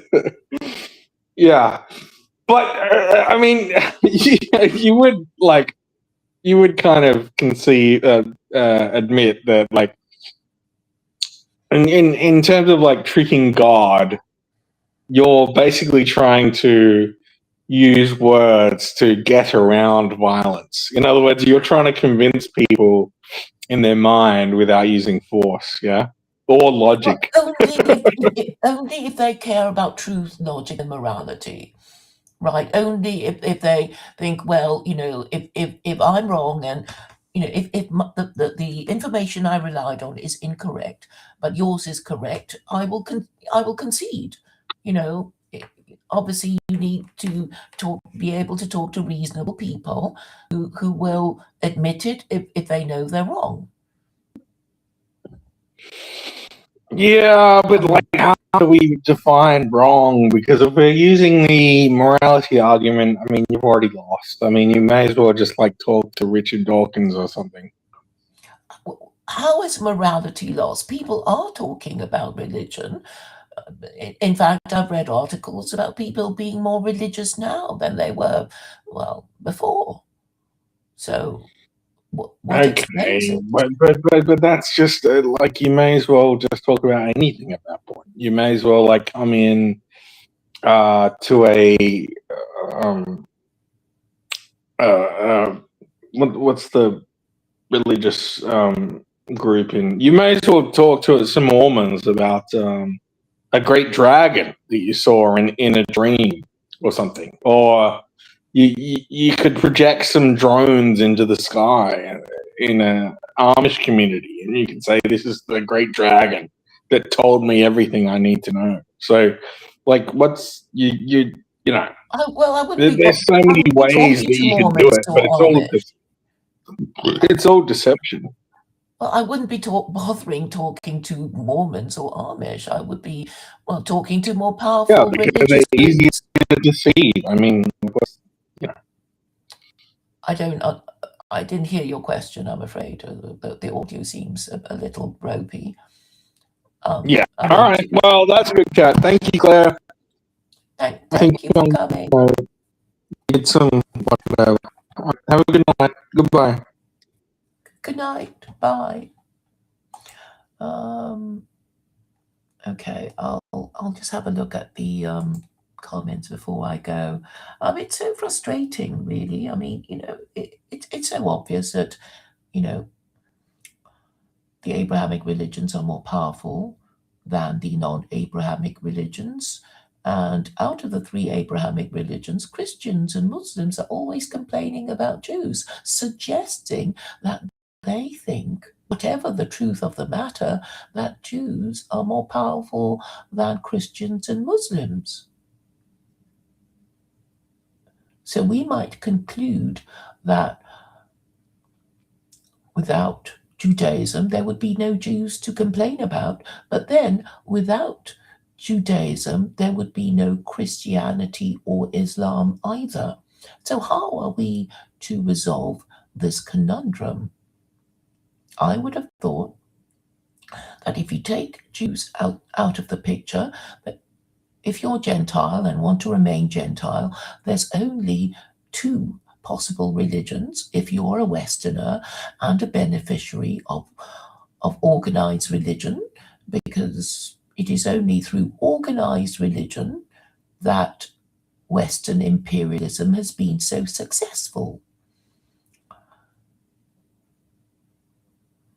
It should be obvious by now, the way Christians are always complaining about Muslims,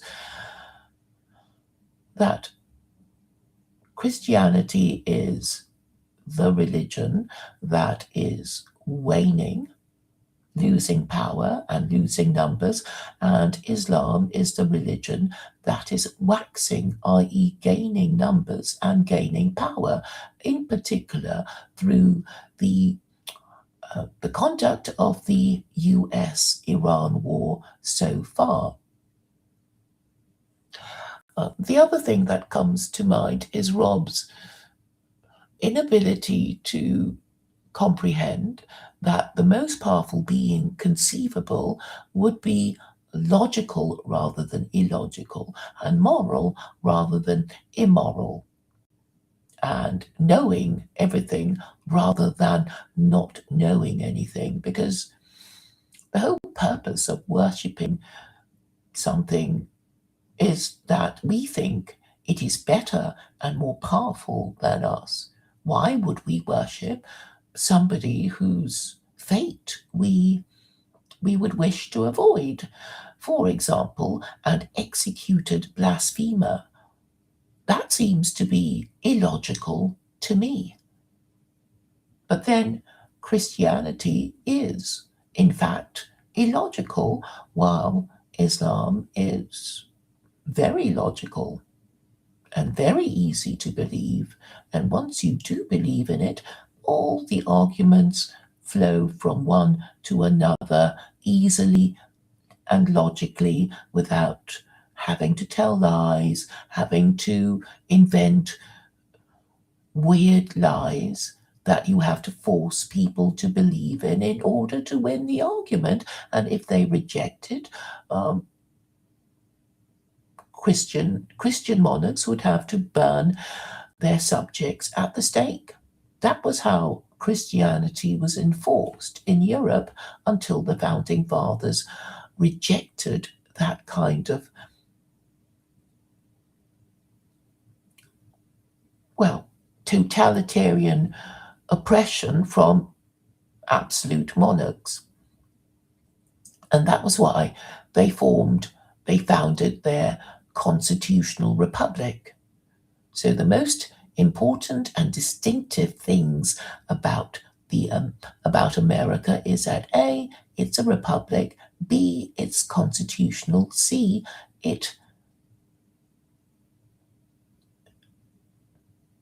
has a First Amendment, which at the time was a revolutionary thing. Certainly in Europe, which was then governed by absolute monarchs, using Christianity to defend their divine right to rule. Sadly for Rob, he has shown his anti-Semitism just because he rejects the Abrahamic God because he hates Jews. He rejects Islam because he hates Muslims, and he wants to believe in inferior pagan religions whose whose adherents are now extinct. He mentioned the ancient Egyptians. He mentioned the Nordic pantheon, the Vikings. Well, the Vikings are extinct. The ancient Greeks are extinct. So he's refusing to acknowledge that the people who subscribe to his idea of paganism are now extinct. He hasn't grasped that obviously weaker belief systems would be dominated and then superseded by the more powerful belief system. And obviously, if that belief system is instituted by the government, then everybody has to submit to it, or else. After all, that was how Christianity maintained itself. You had all those absolute monarchs whose religion was Christianity, and if any of their subjects decided to deny the Trinity, they would be denounced as heretics and be made to suffer the punishment of being burnt at the stake.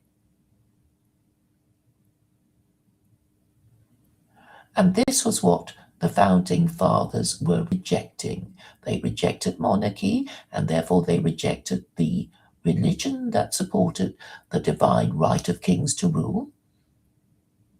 And that was why they founded the American Republic, whose First Amendment is in fact supported by Chapter 2, verse 256 of the Quran, that says, "There is no compulsion in belief. Truth stands clear from error." So I'm saying any self-respecting country would have an official moral system, i.e., a moral system that is acknowledged to being the current political orthodoxy. So in China, it would be socialism with Chinese characteristics. But what is the official moral system of the West? Is it really Christianity? Is it really liberalism? What is it? Is it Christo-liberalism? Is it post-liberalism? What is it? We want to know. I want to know. And it's important to know what it is. Otherwise, it would be like having an only child and never bothering to name it and always calling it it. So I have to accept that most people I talk to have no idea what I'm talking about. If they actually had a better idea, I think I would have heard it by now. So what is Khaled saying? He denies he says it, but he's saying, everybody convert to Islam and you'll be happy. That is basically his simple, repeated message. And he's saying, the good life is being a married father. And then I asked him, most Westerners do not want to become married fathers because they fear the consequences of no-fault divorce. And then he had nothing to say. Obviously, the solution to men worth marrying not marrying because they fear the consequences of no-fault divorce is to abolish no-fault divorce. But we never got that far because, well, Rob came on to basically say that paganism is superior to ethical monotheism. But he hasn't proven it, has he? He's talked about Loki, Heike, Odin, but these are deities from an extinct pantheon. So you would have thought that rational thinking people would have to accept that they've lost the argument. Khalid would have to accept that if he really wants to promote Islam, he has to talk about the benefits of certain Quranic principles which would support marriage and family values. But he won't, because I guess he recognizes that as controversial and heretical to the degenerate culture of sexual liberation from the rules of marriage and good parenting, promoting no fault divorce. So in America and in Europe, the rule is now that married people, husbands and wives, spouses, can leave their marriages without even stating a reason, without even blaming anyone. So this is obviously the first thing to do. And I just haven't been able to make that point because they were both busy giving me their stupid repeated crap. Like I haven't heard it 1,000 times before, and obviously not taking on board what I'm saying. And I'm saying, if you believe in the logic of Islam, then you have to promote the logic of Sharia. Otherwise, it would be like recommending that somebody use your 1-foot stool.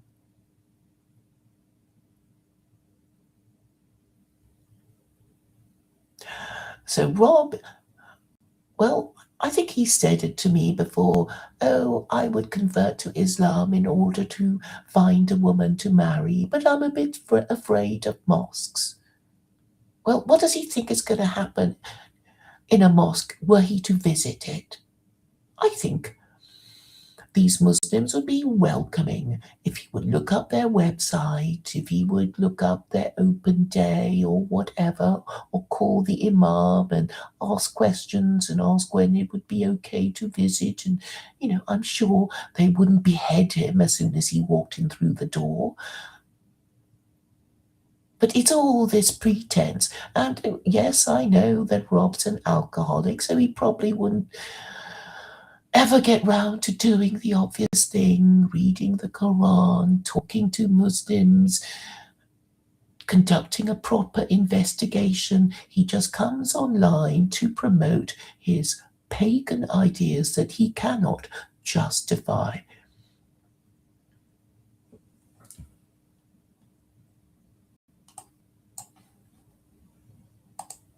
It's all a waste of time, I suppose. But here I am, forced to talk to morons and people who keep pretending not to understand.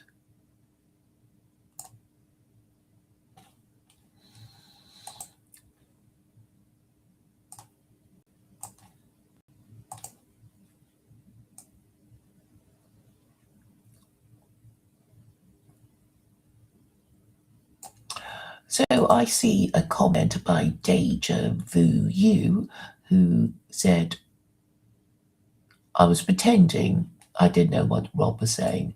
Well, I don't know what you're referring to.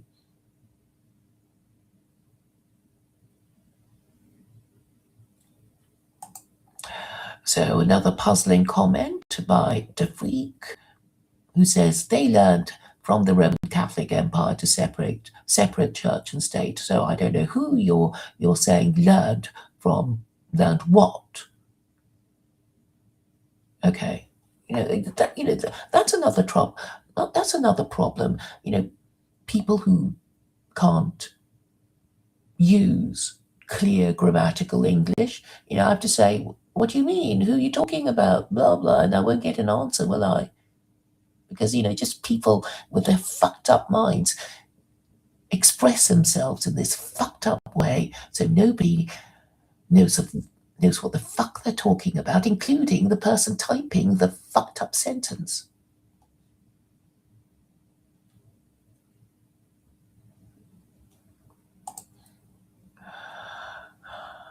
A sentence I understand. Did Muhammad say that Christians would be superior? Did he? Where? When? verse, chapter and verse.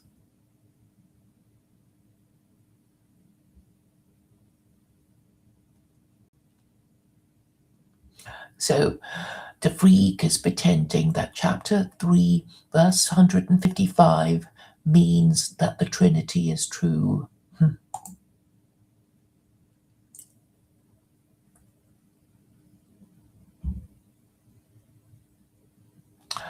Well, you, anonymous avatar, have a very peculiar interpretation of the Quran, and the fact that you won't use your real name suggests that you're just a troll.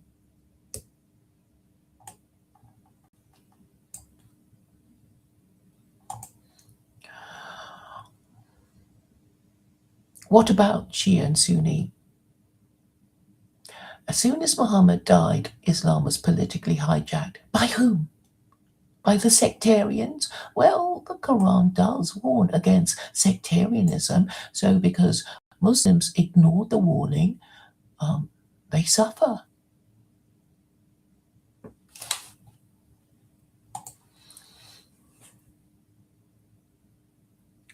So, Deja Vu You accuses me of advocating genocide. Well, please just cite what I said that constitutes advocating genocide. It is the Old Testament that advocates genocide. All the references, I think it was the book of Samuel that commands Jews to exterminate Amalek. That would be genocide. I don't see that in any verse in the Quran. So Deja Vu You is not Christian, even though I seem to remember him pretending to be Christian. So now we know he's not. Perhaps he's just a common or garden anti-Semite or Islamophobe. Well, thank you for saying that I have the scholarship of a rabbi. That's always nice to know.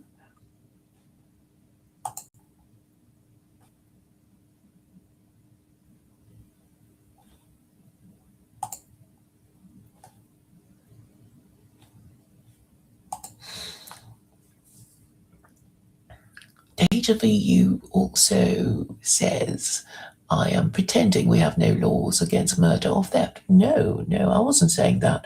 I was saying that in order to have a minimum standard of morality, we would have to go by the no-hide laws.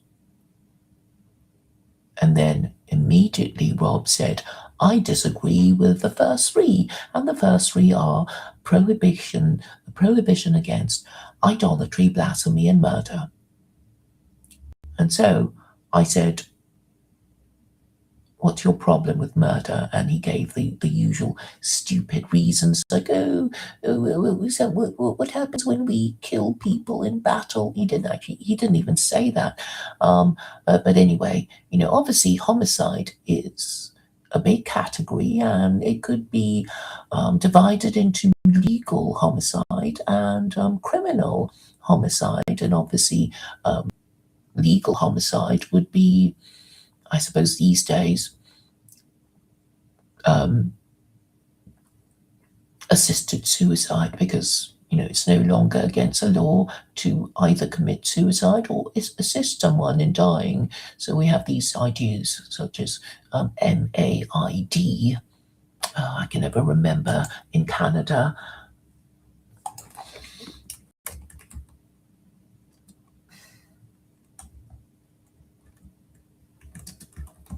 So it's no longer illegal, though in England it used to be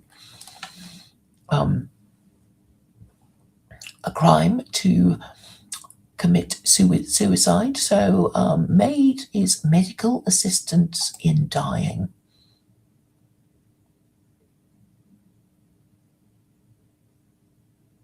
So suicide used to be called self-murder. Now it's called euthanasia, assisted dying. So no, the only point I was making against Rob is that the no-hike laws are meant to be as uncontroversial as possible, but because of Rob's unacknowledged, well, he denies it. We know if we've spoken to him, he does go on about Jews, and he refuses to,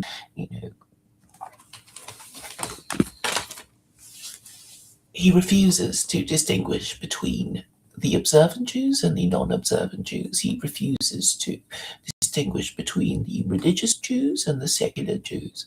So the anti-Semites will just lump everyone together and say, look at these people, they always support Zionism, we hate Israel, we hate Zionism, and therefore the world would be a better place without Jews. Ultimately, it's all about that. And he can't get over it because he doesn't acknowledge it, right? Because, he says all these he said it before to me, really. I'd love to go and visit a mosque and see what it's like. And he never does. He just remembers. He's just middle class enough to remember to say these things. I don't hate all Jews, but they seem to be all Zionists, right? And my answer to that is, well, Allah is Zionist. And if you try to tell a Muslim that, they'll freak out. But there is a verse in chapter 17, verse 104, that they can never explain to me properly because their heads explode. They think they've given me a coherent answer, but it doesn't make sense. And then I try to elucidate further details from them, and they disable me from commenting on their YouTube videos talking about chapter 17, verse 104. So there's obviously something wrong with these anti-Semites. They can't answer legitimate questions because that would collapse their house of cards for reasons to hate Jews. They can't even contemplate for a moment that if you run a global marine empire, you need to control the access to all the choke points. So, as we know, the Middle East, because it has so much oil and has to send it all over the world, having an unsinkable aircraft carrier in the Middle East is essential for America to control the world through and to maintain the petrodollar. And what country is more prestigious than the Holy Land, known as Israel? So Rob refuses to understand that, obviously, why would anyone say, forget Jews, ask a Korean, do Koreans deserve a homeland? Do Polynesians deserve a homeland? Do Singaporeans deserve a homeland? They will be saying, yes, of course and even the people without a homeland, such as the Yazidis, such as the Kurds, if you ask these people, do you deserve a homeland? What do you expect them to say? Of course they will say, yes, we Pacific Islanders, we Indonesians, Kurds, Yazidis, we deserve a homeland. And you expect the Jews to say, no, we don't deserve a homeland? Are you crazy? Why wouldn't you say you deserve a homeland if the world's most number one superpower uncompromisingly supports your right to your homeland? Would you be stupid if you said no? I think so. So for some reason, all these Gentiles saying, oh no, we Jews, we don't deserve a homeland. We, of all the people in the world, we don't deserve a homeland. And I think you already know that not all Jews agree with Israeli foreign policy. I think you know that. But because of your unacknowledged anti-Semitism, you will say, yeah, let's just lump them all together. Who cares about the good ones? We want to smear the reputation of Jews and pretend they are all Zionists. They're all right behind Bibi. And the most transparent expression of that is when Rob says, no, I don't agree with the no-hide laws. Of course, he's not going to say, I don't agree with them because they're Jewish and they're from the Talmud, right? He's going to say, oh, but they're stupid. So if you don't agree with the no-hide laws, I mean, you could say, well, I wouldn't want all 7 of them in the American Republic because the first 2 no-hide laws, the prohibition against idolatry and blasphemy, would interfere with the operation of the First Amendment, right? You could say that.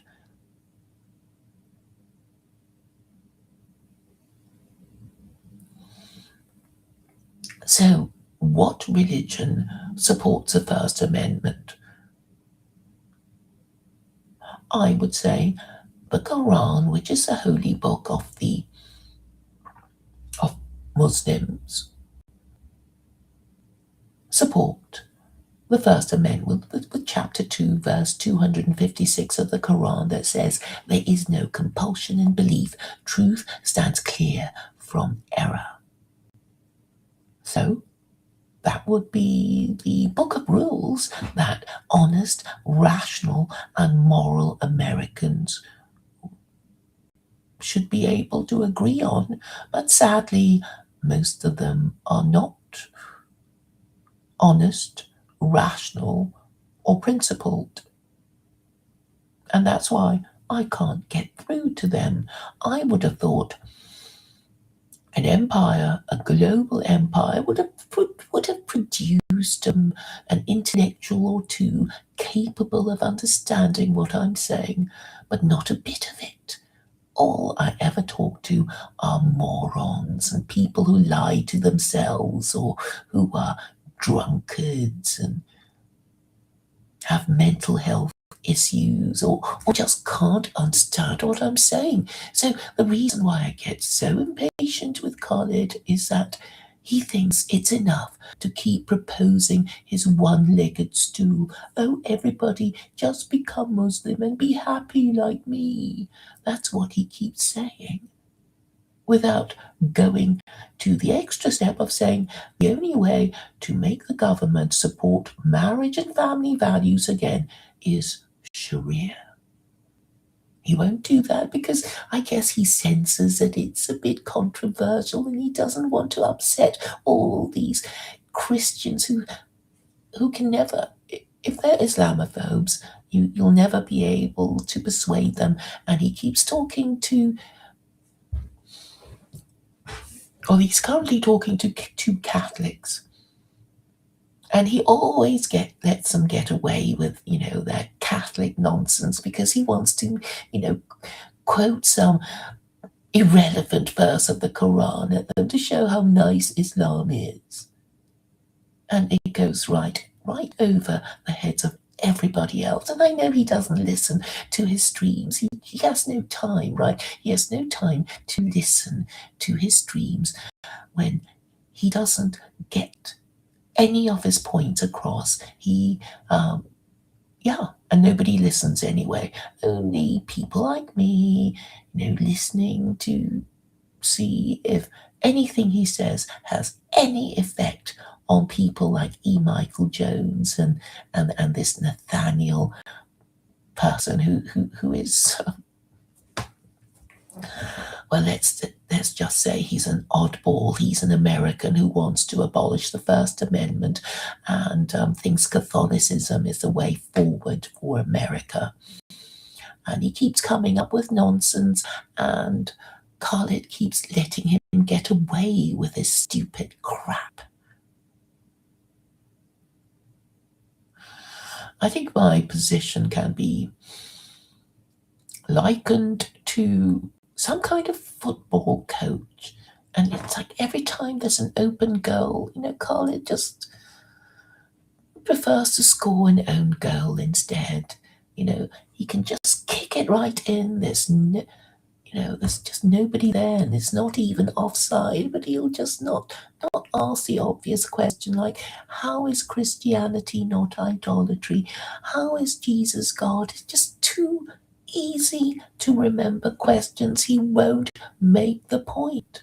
Because if Christianity is idolatry, then the entire house of cards of the Trinity will come falling down, right? And this has implications for Christians now and also deceased Christians. Because if idolatry and blasphemy are indeed mortal sins, it means that if you die Christian and commit no other sin, it still means that you go to hell. A mortal sin means that if you die and don't repent before you die of the mortal sin that you're guilty of, you go to hell. That was how they believed their Christianity in the olden days, right? That's how they thought only Christians would get to heaven and everybody else goes to hell.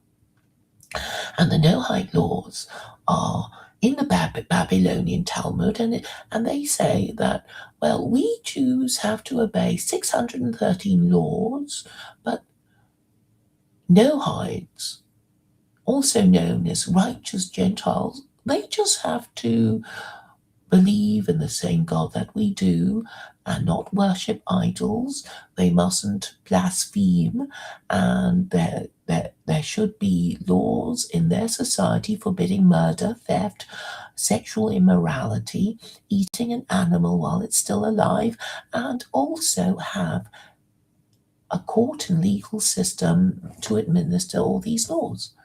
So what's wrong with that? What's wrong with that, Rob?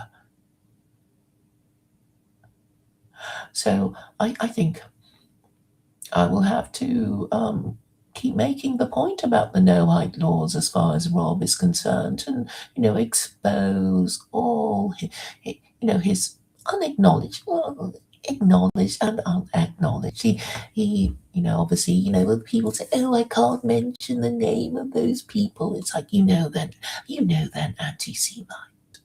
You already know that.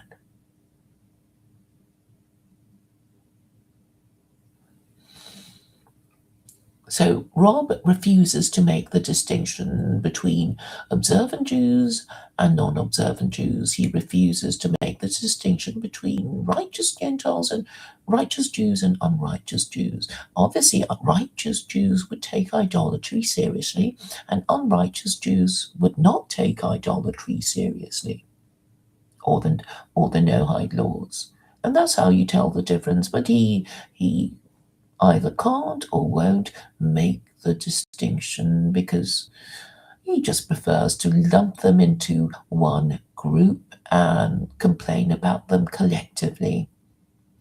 I don't think anyone would like to have their group condemned in this blanket way.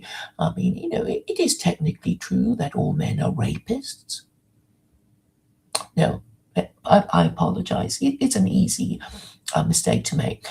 I meant no one would agree, no one would disagree. Oh dear, I must be getting tired. I'm making all these. I keep misspeaking. So I am saying the statement, all rapists are men, is obviously true, isn't it? All rapists are men. But if you conclude from that statement that all men should be exterminated, you would be going too far, wouldn't you?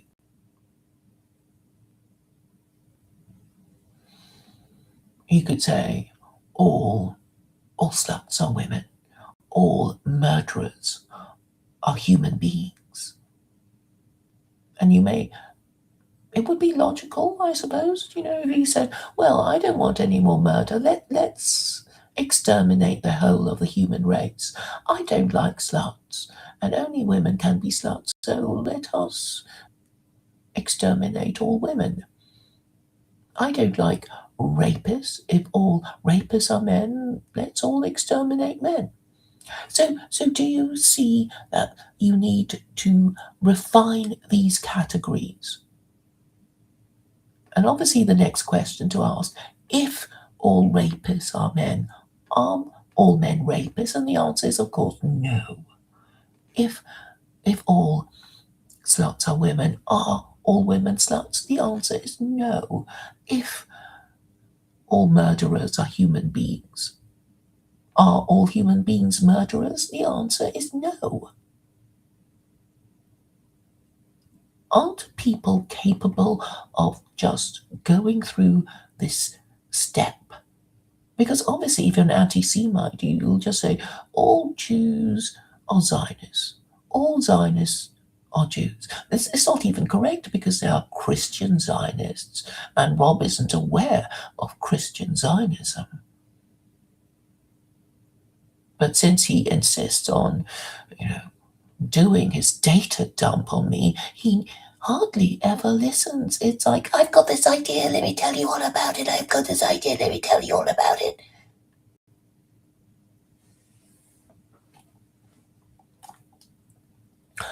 And I'm being accused of racism.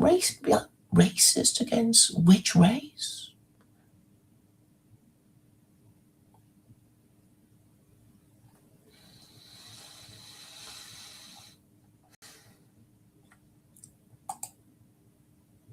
Do I need further final words?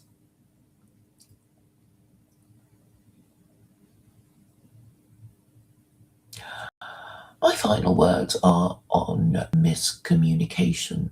Obviously, if I'm trying to tell you something and you're competing with me to tell me something else, then you're not listening.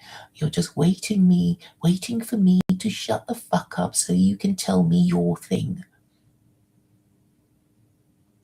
I'm pretty familiar with Rob's paganism, and I'm saying the reason why you want to be pagan and don't want to be true to your race, being a Westerner who is the biggest beneficiary of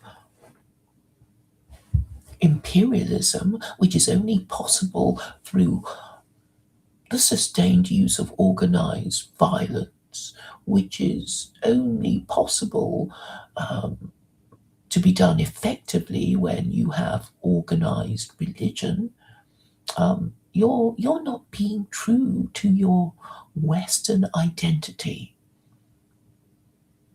I don't think Rob understands, because yes, I know he's neurodivergent, and he's even said that